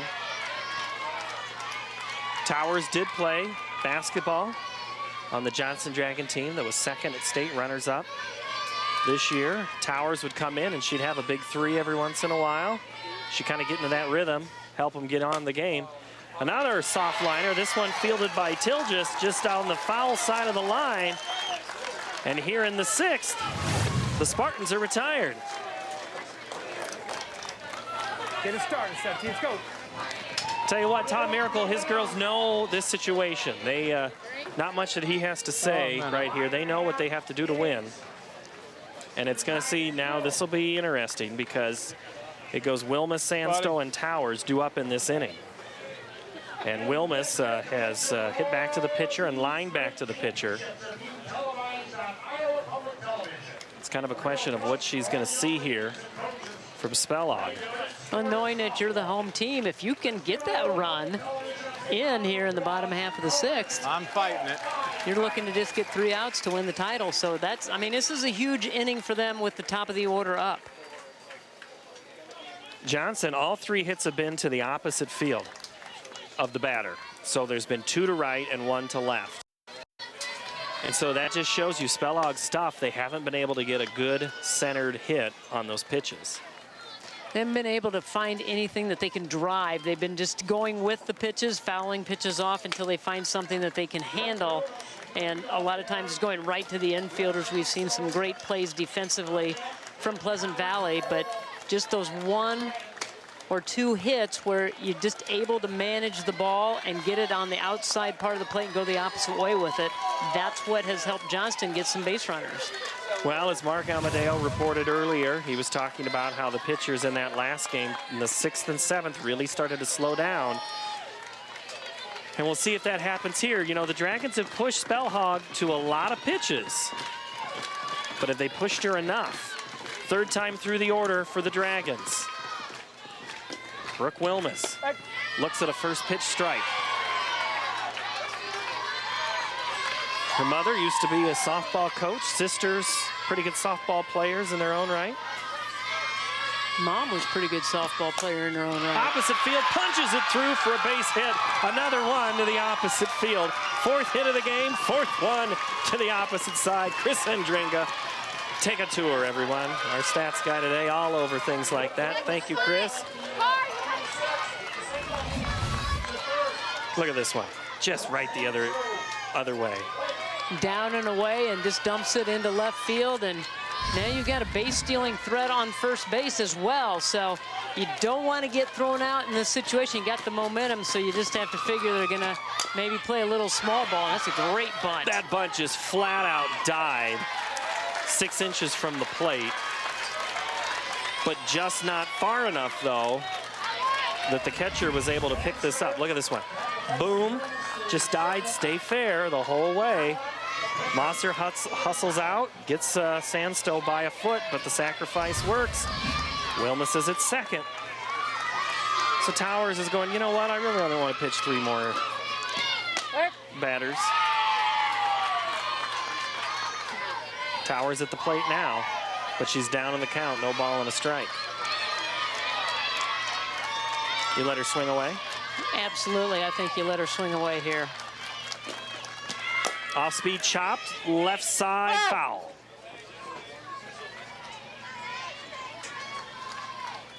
And that's the easy one where you say, just wait on it, just wait on it. Yeah, and a great play by Griffin over there at third, and just waiting for it, could read it, saw that it was gonna go foul, because if she fields that, that may be a tough throw, and she may not get the out, and then they have runners first and second. So smart play of letting that go foul. Line through the middle, base hit. Here comes Wilmes. She touches third. She's going to score, and the Dragons take a 1-0 lead here in the 6th on an RBI single by HAYLEE Towers. They've been waiting for that breakthrough all game long. Look at this one again, Laura. Right back, up the middle, up in the zone, just out of the reach of SPELHAUG. Gets into the outfield. Brooke Wilmes rounds third base, comes home for the first score of the ball game. Wilmes was running the whole time. That was a line drive. She was either going to get doubled off or she was going to score on that hit. That's the way it went. Keep that, know that, okay? So if we end up going this. But yes, and let's get a double. Yeah, let's get a gap and score. Sydney, let's go. Get a gap and score. Not just put it on base, just get a double. So you've got Illigan running for Towers. And Towers certainly helps herself in that situation. One. That's why you have to be confident in what you do at the plate. So now Pat Pasha goes out, the home plate umpire, to the center circle. Asks the Spartans to break up the party and move on. He wants to play a little softball. Well, and if you're Pleasant Valley now, you just have to relax, know that that 1 run is on the board. You cannot allow another one here, so you've got to let it, put it behind you, start getting some outs, knowing that you've got a pretty darn good lineup coming to the plate as well. Cher was trying to go for that double. And we saw it in the last ball game, in the 4A game, where it was 1 in the bottom of the 7th, that Oskaloosa was able to come back. They got down in their half of the inning, able to come back and win the game. So, oh, gets behind the catcher. Illig's gonna go to third. The throw. She's out. That was an incredible play because Mauser had to throw it over the umpire and over the player. This one goes under, between her legs, comes right in front of us. Hustles it down there. You see Illig running. The throw got her on the arm before she touched the base. Good call. Look at this one again. Right on the face mask. Boy, you couldn't have gotten any closer than Pat Pasha did on that one. I'm not sure how he didn't get hit. I don't think either. That just went right. He had to have heard that coming right over his shoulder. So caught stealing after a pass ball. Sorry. Fly ball to right. The catch is made, and just like that, the inning is over. However, the big story is the Johnston Dragons just scored a run. Spartans are down to the last 3. We've got this. We get a hit right now, but you have to commit to something. You have to commit to shortening things up and to really tracking the ball. You have to track from her hip. You have to track to her barrel. I promise you guys, we're going to do it right now. Believe and give it every last bit of you. We've got this one heartbeat. We're going to do it together. Let's go, girls. Let's go, girls. Here we go, girls. Here we go. That was a pretty good speech. You got to be short and sweet. But Mark Amadeo, did we have that call right at third? Well, you did. And Pat Payshett was Johnny on the spot. Laura, you're exactly right. When there's a pass ball, umpires are looking for angles to get to the next base. And Pat's responsibility went to third base because the batter runner, or rather the runner stealing second, took third. And that was his call. He did a good job of getting the right angle and getting right on top of the play. He might have heard it go by his ear, but he was doing a good job. Have you ever been hit in the line of fire? Not since about 25 years ago, Paul, when I first started Little League. Oh, I see. Because you're smart enough now to stay out of the angles, is what you're saying. Experience might be better. I wouldn't use the word smart with me. You know that. He's so, fast. okay, but I want to ask one more question here on the rotation then. So was the umpire who was at first, would he have come and covered the plate in case that would have gotten by at third? Is that how that rotation would have worked? That is correct. That's Jeff Tank at first base. He would have came down and covered the plate with Pat rotated to third. All right, Mark Amadeo. Punctual may not be in his name, but he is Johnny on the spot when it comes to the calls. Thank you, Mark. All right, so let's set it up for you here. We're in the top of the 7th. The Spartans down to their final 3. Sydney Hester bats. Ball. And she looks at a ball, and it's now evened up at a ball and a strike. So the Dragons are 3 outs away from their 2nd title in 3 years. The Spartans looking for their first team title in girls softball ever. Liner is going to drop in front of third, or in front of the left fielder behind third. And that first out's always the hardest. And not there. So Sydney Hester reaches to keep things alive for the Spartans. Well, the pep talk right before the at-bat by Coach Duncan sinks in. They all believe. You got to believe one heartbeat. Everybody going to do it together. And that's how you get an inning started. That's how you get a rally started. Shorten your swing. As Todd Miracle makes his way out to the circle. This girl loves to steal. Now, I don't know if they'll do it with no outs in this kind of situation, but you've got to be ready.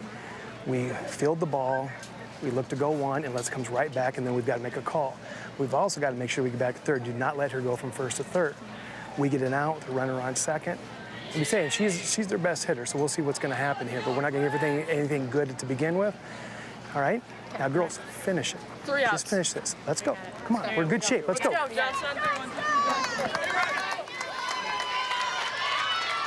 So they know the situation. ALEXIA LARA. She's your third place hitter, which usually means you're the one that can put the most contact on it and do the most damage. Lara, though, is 0 for 2. She'd love to get that goose egg erased. She bats the runner at first, which is Hester. First pitch bunt, foul. Well, and you heard Coach Miracle say, you know, you've got a runner on first that likes to steal.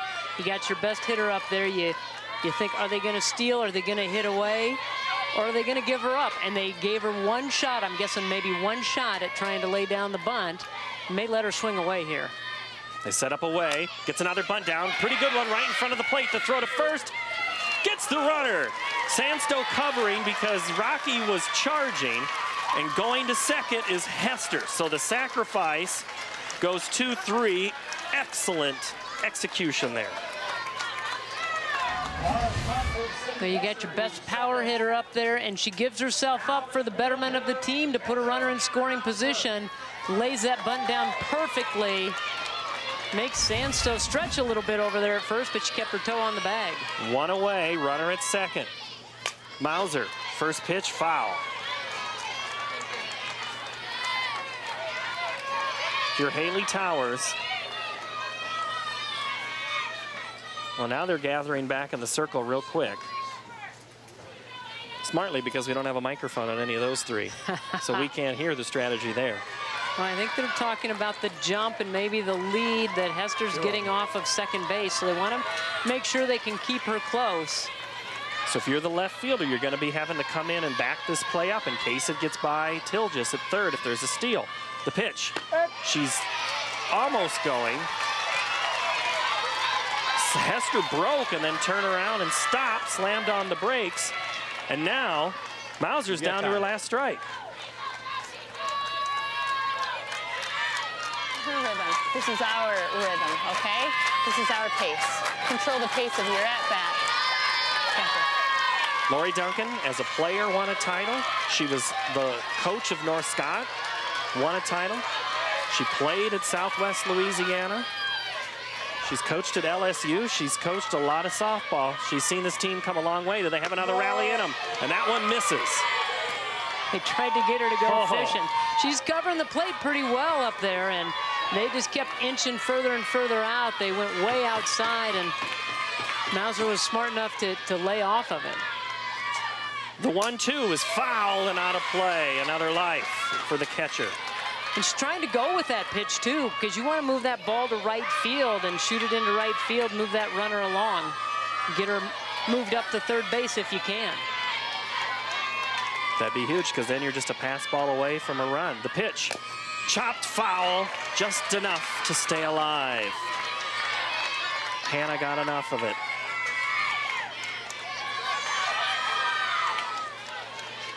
The Spartans 36-8, the Dragons 40-4. Who's going to get that next win? A lot depends on this at bat. Rise ball out of the zone. 2-2. Trying to get her to see how anxious she was. That's pretty good plate discipline. Yeah, that's very good. Seeing the ball and just being relaxed at the plate. Foul out of play. Into the concession stand. Good at bat by your fourth place hitter. And this is the 8th pitch of the at bat coming right here. Off speed, diving stop made, and they're just gonna hold it, although they would have probably got the slower running catcher. But I think Tilgis made a great diving stop. I think she was just thinking it was a traditional runner. Good quick hands, lays out and gloves it, and then she just keeps her eye over at second base. But I think you're right, if she gets up quicker, she might have been able to make that throw, and now we have a pinch runner stepping into the ball game. Kelsey Ruff is your go-ahead run at first. Your tying run is Hester at second. Swung on, base hit up the middle, and we're about to be tied. They're going to slam the brakes on. Great throw from HAYLEE Pemble to the plate, and the Spartans have the bases loaded here in the top of the 7th. Oh, doctor. That was a great piece of hitting by CARLI SPELHAUG. Let's look at that one. Attacking right back up the middle, and Pemble gets on it in a hurry, and what a throw she made to keep all the runners on base.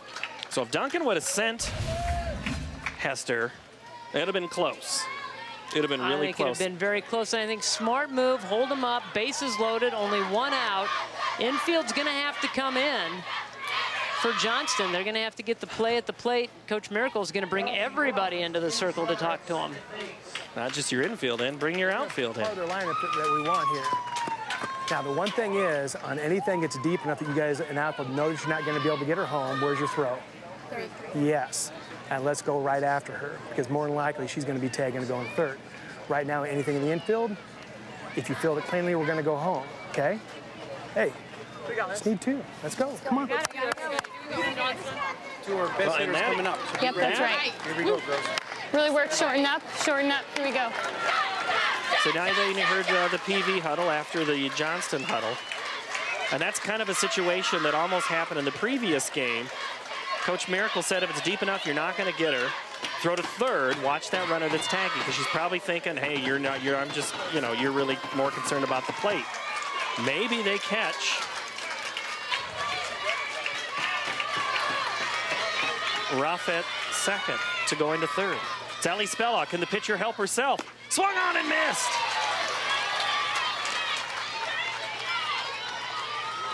She wants to go back out there and pitch. And in this situation, you want to look for something you can lift to the outfield. You're looking for that sacrifice fly if you can. Popped up left side. It's playable. Left fielder calls off WILMES, who just about buckles that knee again, and now there's 2 away. Catch made by Worsfold. Huge out for Johnston. And the Spartans are down to their final out here as the clock strikes 5. On Friday afternoon in the Class 5A state championship game here in 2016. RYLEE CARLSON at the plate, bases loaded. Swung on and missed.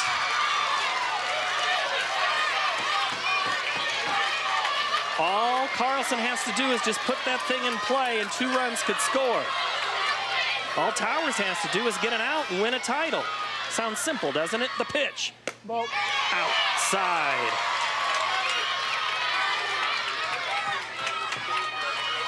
RYLEE CARLSON, the sophomore. Biggest at bat of her life. Bases full of Spartans, the pitch. Swung on and missed again. And now the Spartans are down to their final strike. Whew. Your heart's not beating fast, you're not living.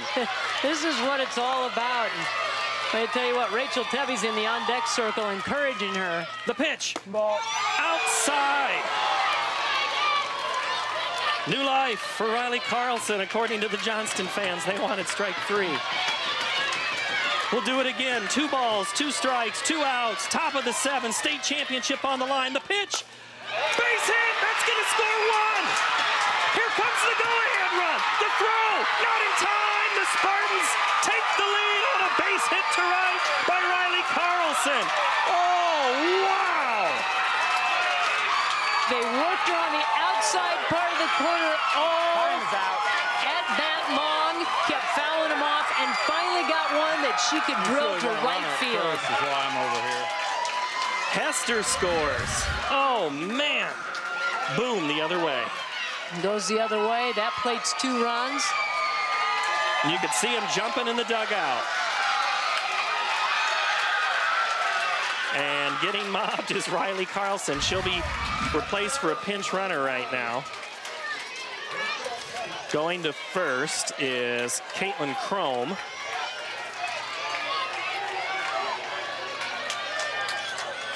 Put the runners in place, and then you put the ball in play. Anything can happen. It was fielded cleanly by Esplin, but she had no chance to get the run. You're running on contact with 2 outs, so that's why you're thinking it's going to be easy to score 2 in that situation. And now Lori Duncan's got a huge smile on her face. She told her girls, if you believe, you can accomplish this. Well, it was a pretty good speech right at the beginning of this inning, and they're at bat, and the players listened to her. Rachel Tebby swings and misses at that first offering. Johnston, their half of the 7th, has Tilges, Esplin, and Pemble. 5, 6, 7. So you're trying to keep it in check here, and that one's foul, and running is the pinch runner, but she's going to have to go back.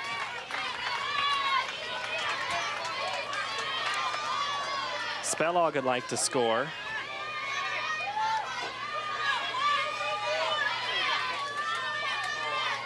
The pitch. Swung on and missed, and that's how the inning ends. So now Johnston down to their final 3 outs. All you needed to see from Coach Miracle was let's go, let's go. That's all I saw, and that's all he needs to say. Well, we saw this in the game previously between Oskaloosa and Carlisle. So here's the hit by RYLEE Carlson. Plated 2. Hester scored. And then Illig scored. Or Casey Ruff scored, I'm sorry.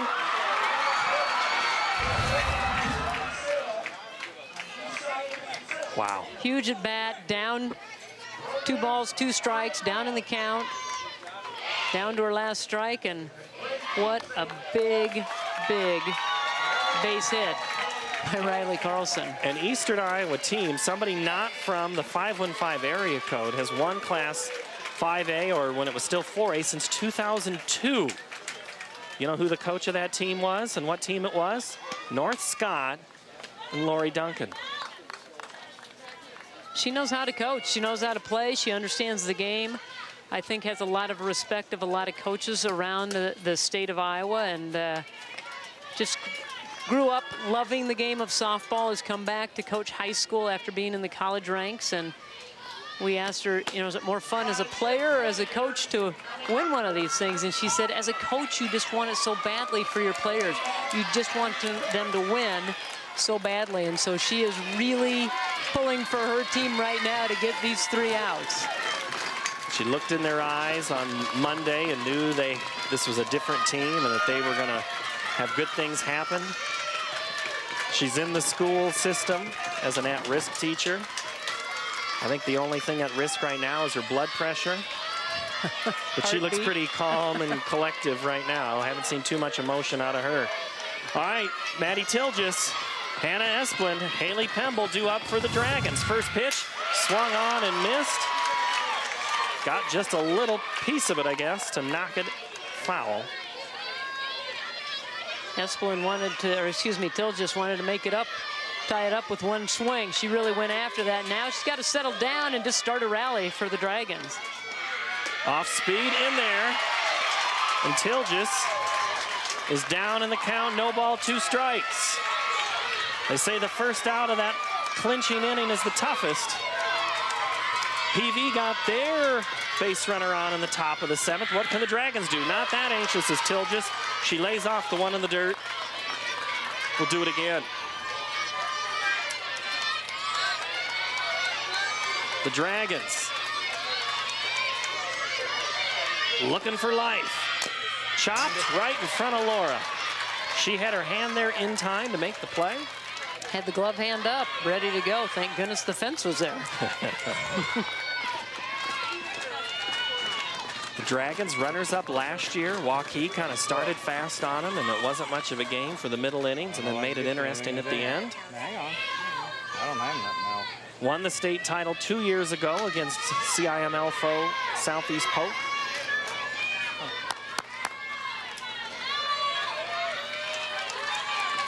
But the Spartans, they've had a good run of success. Ball. Another one in the dirt. Track, cross country, swimming, soccer. Girls sports have been pretty good at Pleasant Valley. Can they add a state title in softball? Another one bounced. Tilgis still not that anxious. Well, and I think, again, some sweat, nerves. I think a lot of things going on right now for LA SPELHAUG, and she keeps going to that towel. We talked about it earlier in the game. That one's out of the zone, so Tilgis was behind in the count 0-2 and draws a walk to start it. And I think we're going to see, we're going to see a pinch runner come in for the Dragons. Kylie Walker, the sophomore, is going to come in. For 25, so. She is the tying run.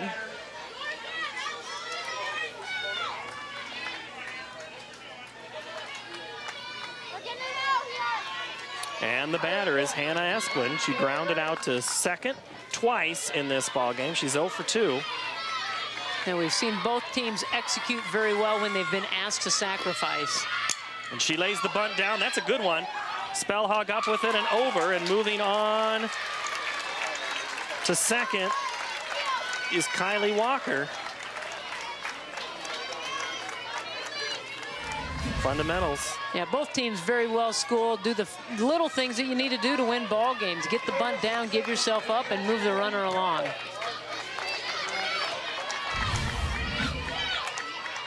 You might be sweating from the heat. Many are sweating from the intensity of this one. HAYLEE Pemble. Ball. First pitch ball. Pemble hit one to the opposite field back in the 5th.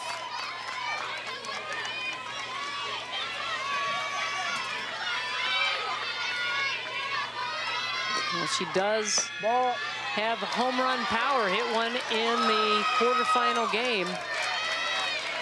So she can launch a ball. But right now, she's just looking for a base hit. She's up in the count, 2 balls and no strikes. That one catches the zone. Pat Pacious raises the right arm and says, strike 1. 2-1 here in the bottom of the 7th. Hit towards short, off of her shoulder. Runners will hold, but Pemble is aboard. She's the winning run. Boy, that took a short hop right at LaFever, and it was one hop, got into her quickly, had some overspin on it, went off her shoulder. They kept it in the infield, so nobody could advance. Walker could not advance, stayed close to second base. That was a tough fielding chance. They rule that a hit. You got it. Okay. It's fine because we have short bags everywhere. We can even roll right here. Okay, we have 8, 9. It's always ready for the QBA still. Okay, but we got this. Talking with where the play is. And we're out of the inning and we celebrate right now. Here we go, girls. Bear down. Ellie, as strong as you've ever gotten. As strong, the best that you got. Hey, don't tighten up the arm. Stay loose, baby. And you know what? We crossed that finish line right there with you. We are right with you, right together. Here we go. Getting out right here. I think Coach has a future as a motivational speaker. I'm ready to go. I'm digging down, giving her everything I got right now.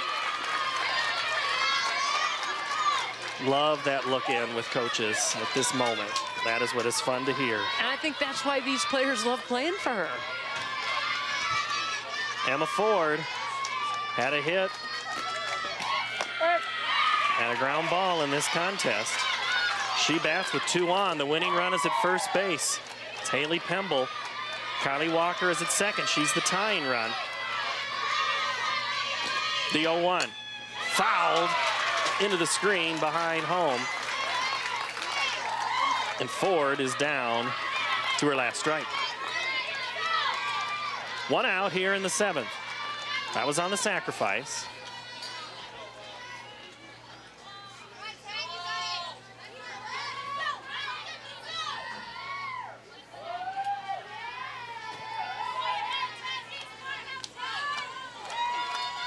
They're trying to wipe off the ball.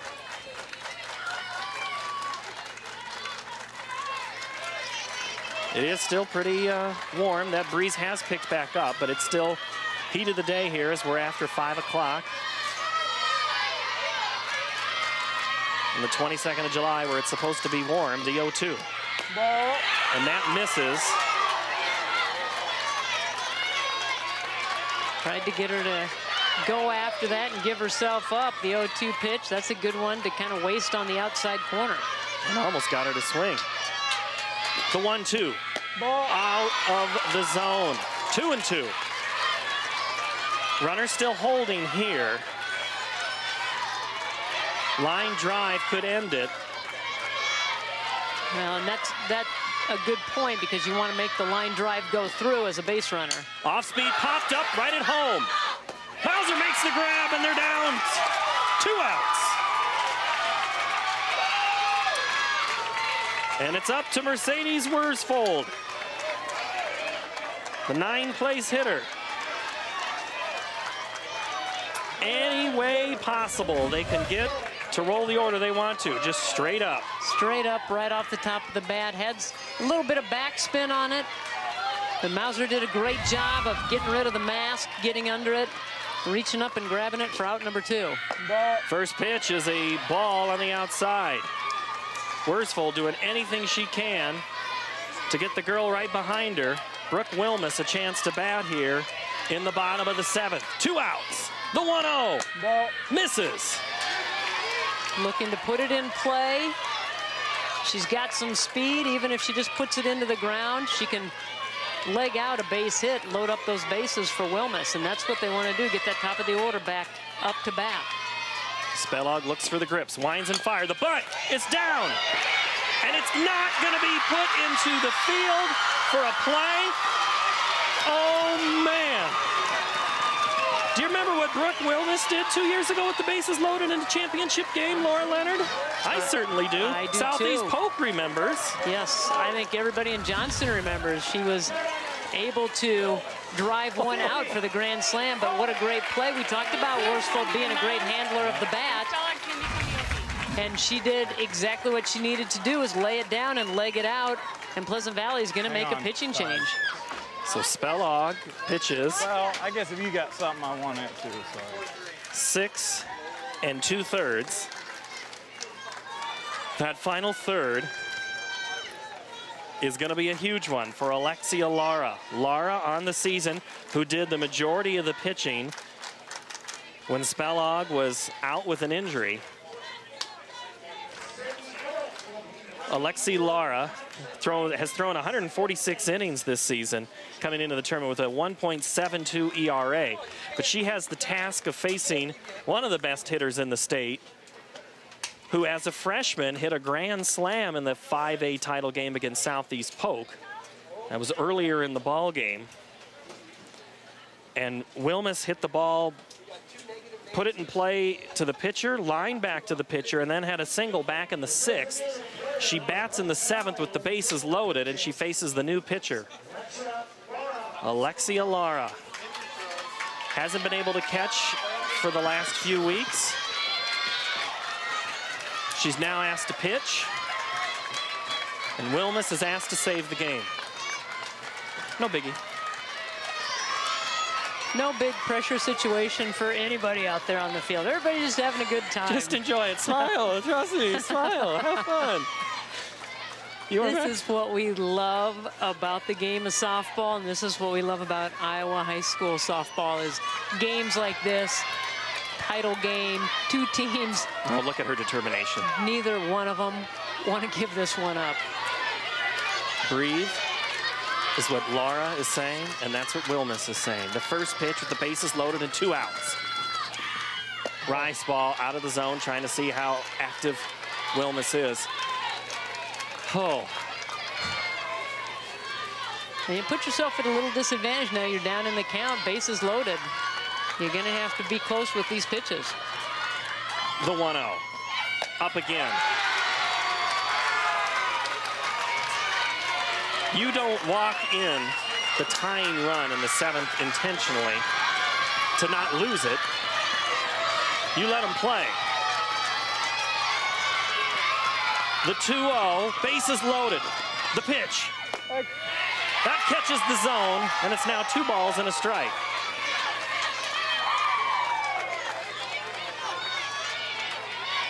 WILMES on the season is a 6'10" hitter. Unheard of. She bats with her team on her shoulders. Ball. And that misses, and she thought it hit her. She asked for it, didn't get it. But she's now ahead in the count, 3 balls and a strike. You don't want to be too good with this. You don't want to get too much of the plate with this pitch. I know you have to be in the zone, but don't want to give her too much that she can extend. The Spartans, 2 strikes from a championship.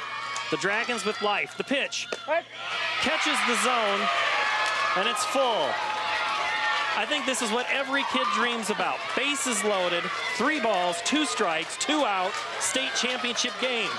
You got it right here. The runners will be going on the pitch.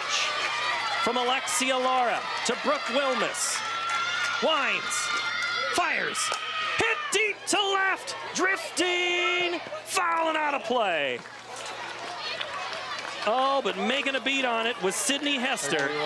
She ran out of room. Ran into the tarp over there and almost, you know what, if that tarp hadn't have been there, she might have had enough room to get it up against the fence. You know what, we didn't have the cameras in place right. Let's do it again. Let's take 2. 3 balls, 2 strikes, 2 outs. State championship on the line for the Spartans. The Dragons down to their last strike. The swing. It's high, ball forward. The tying run scores. We're tied at 2. Wilmes draws the walk. Scoring for the Dragons is KAYLEE Walker.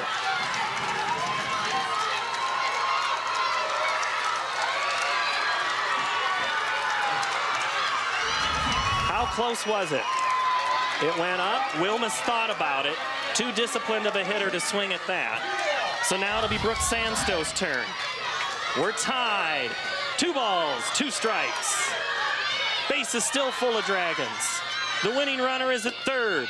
The pitch in there for a called strike on Sandstow. The winning run at third is Sydney Illig. She's running for HAYLEE Pemble. The defense just has to remember you can go to any base. You got the bases loaded, so if it comes to you, step on the closest bag. The 0-1 flutters out of the zone, and it's now even at a ball and a strike. I don't think anybody's thinking about the heat now. This is too good of a game. No, but Lara's taking her time out there in the circle after she let go of that changeup. Kind of shook her head, wasn't real sure what was happening with that spin, with that pitch, and trying to get things together in this pressure situation. Brooke Sandstow, 1 ball, 1 strike. Hit to left, it's gonna draw, caught! It fell, it's a base hit, the Dragons win! Base hit, Brooke Sandstow wins it for the Dragons! It's a state title! The Dragons, the second one in 3 years, how sweet it is!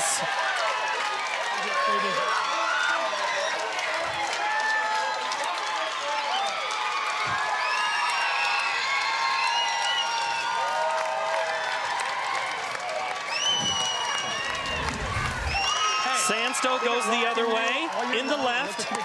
Coming in is the left fielder who just missed it. Hester was a foot away from sending it into the 8th. And that was the drama of a lifetime. Whew. What a ball game. What a ball game. 2 teams, 2 quality teams. Didn't want to let it go, battled till the very end. and it's just, as you say, what these young ladies dream of when they get to the state tournament. It was Brooke Wilmes 2 years ago that got them to a state title. This time it's Brooke Sandstow with the RBI single to left. Oh. And the heartache for the Spartans, who came so close. Battled back, got the lead. Just could not hold down this powerful lineup of Johnston in the bottom half of the inning.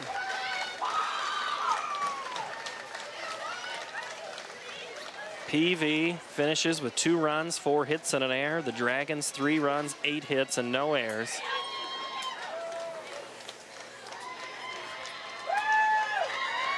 I tell you what, this one,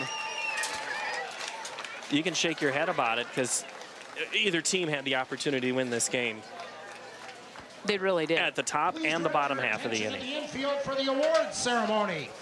Presenting the Class 5A All-Tournament Team Medals is Mark Busco, Iowa Farm Bureau Board of Directors, District 5.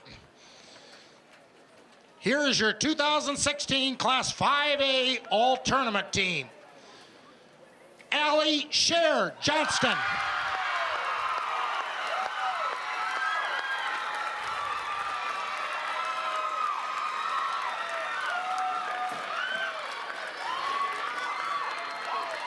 Rachel Tebby, Pleasant Valley.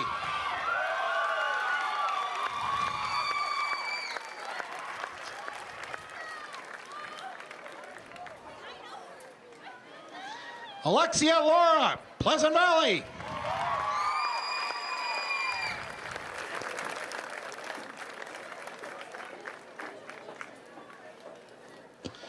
Lauren Cook, Cedar Rapids Prairie.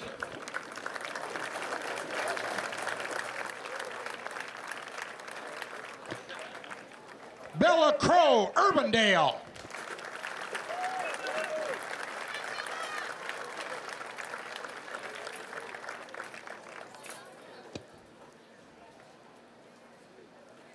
Mandy Remick, West Des Moines Valley.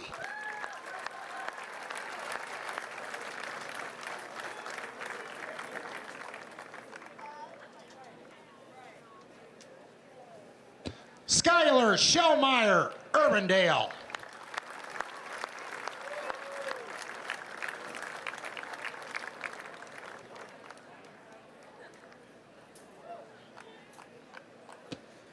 Alex Honnold, West Des Moines Valley.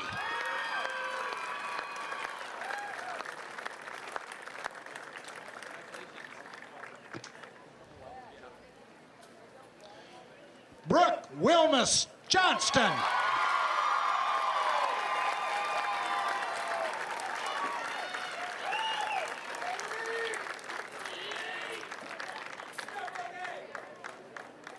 SPELHAUG, Pleasant Valley.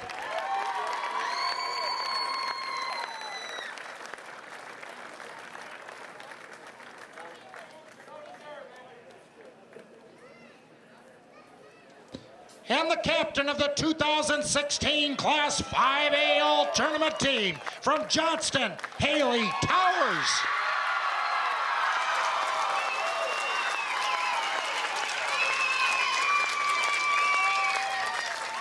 You wonder, is HAYLEE Towers thinking, I let my team down in that top of the inning and then they come back? She's going through a whirlwind of emotions right now. Yeah, she really is. And, you know, she gave up the lead, but her team picked her up in the bottom half of the inning and were able to scratch out the tying run and the winning run to give them another state title. So it's you go from a low to a high. Well, and she saved him too in that inning, because that easily could have been more runs than two. And she buckled down to get that third out.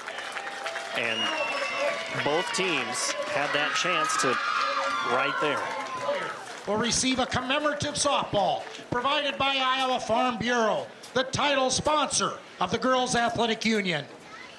Presenting awards are members of the Iowa Girls High School Athletic Union Board of Directors, Mr. Dave Wilkerson, Mr. George Tracy, Mr. Roger Francis, and Mrs. Deanne Kramer. Congratulations to the runner-up in Class 5A, head coach Lori Duncan, and the Spartans of Pleasant Valley on an outstanding 2016 softball season.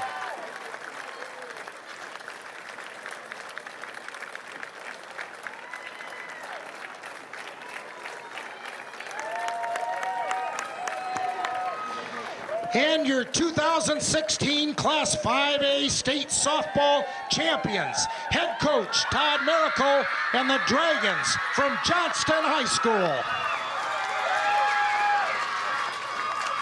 The Dragons hoist the trophy for the second time in 3 years, Laura Leonard, and they did it with every ounce they had. In dramatic fashion, and they came through. They got the rally started in the bottom half of the inning. Everybody came up and picked one another up, got the base hits when they needed them, clutch hits to win the title. HAYLEE Towers puts the cap on a career with her second state title. Lots of big plays in this one, and it was an absolute honor to be here with you, and glad that you were able to watch it today. Whew, take a breath, because we started hot and it just got hotter as the action started. Good pitching, defense all the way around, good coaching, good play, but it was a walk-off hit in the end, 2 in a row. We've played 3, 2 more tiles to go. Key and Akron Westfield coming your way next from Fort Dodge. So long for just a while.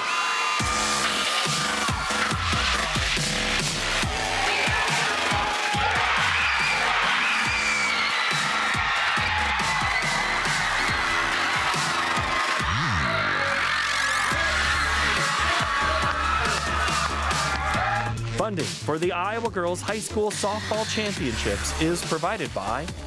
The path to greatness starts early. The Iowa Farm Bureau believes in Iowa's youth and their pursuit of greatness. That's why we're proud to be the title sponsor of the Iowa Girls High School Athletic Union. Each student's effort is important, and when one rises, we all rise to a better Iowa. Fairway, along with Nabisco, True Moo, Frito-Lay, and Sara Lee, is a proud sponsor of the 2016 Iowa Girls High School Sports Championships. We congratulate all the schools and student athletes participating in this year's Girls High School State Soccer Championships. Fairway, proud to care for the places we work and live. By Musco Lighting, the sports lighting specialist, providing lighting systems for you, your project, and your community. Mid-American Energy and their Energy Advantage programs are dedicated to increasing the awareness of energy efficiency in Iowa's homes and businesses. Information is at midamericanenergy.com. Mid-American Energy, obsessively, relentlessly at your service.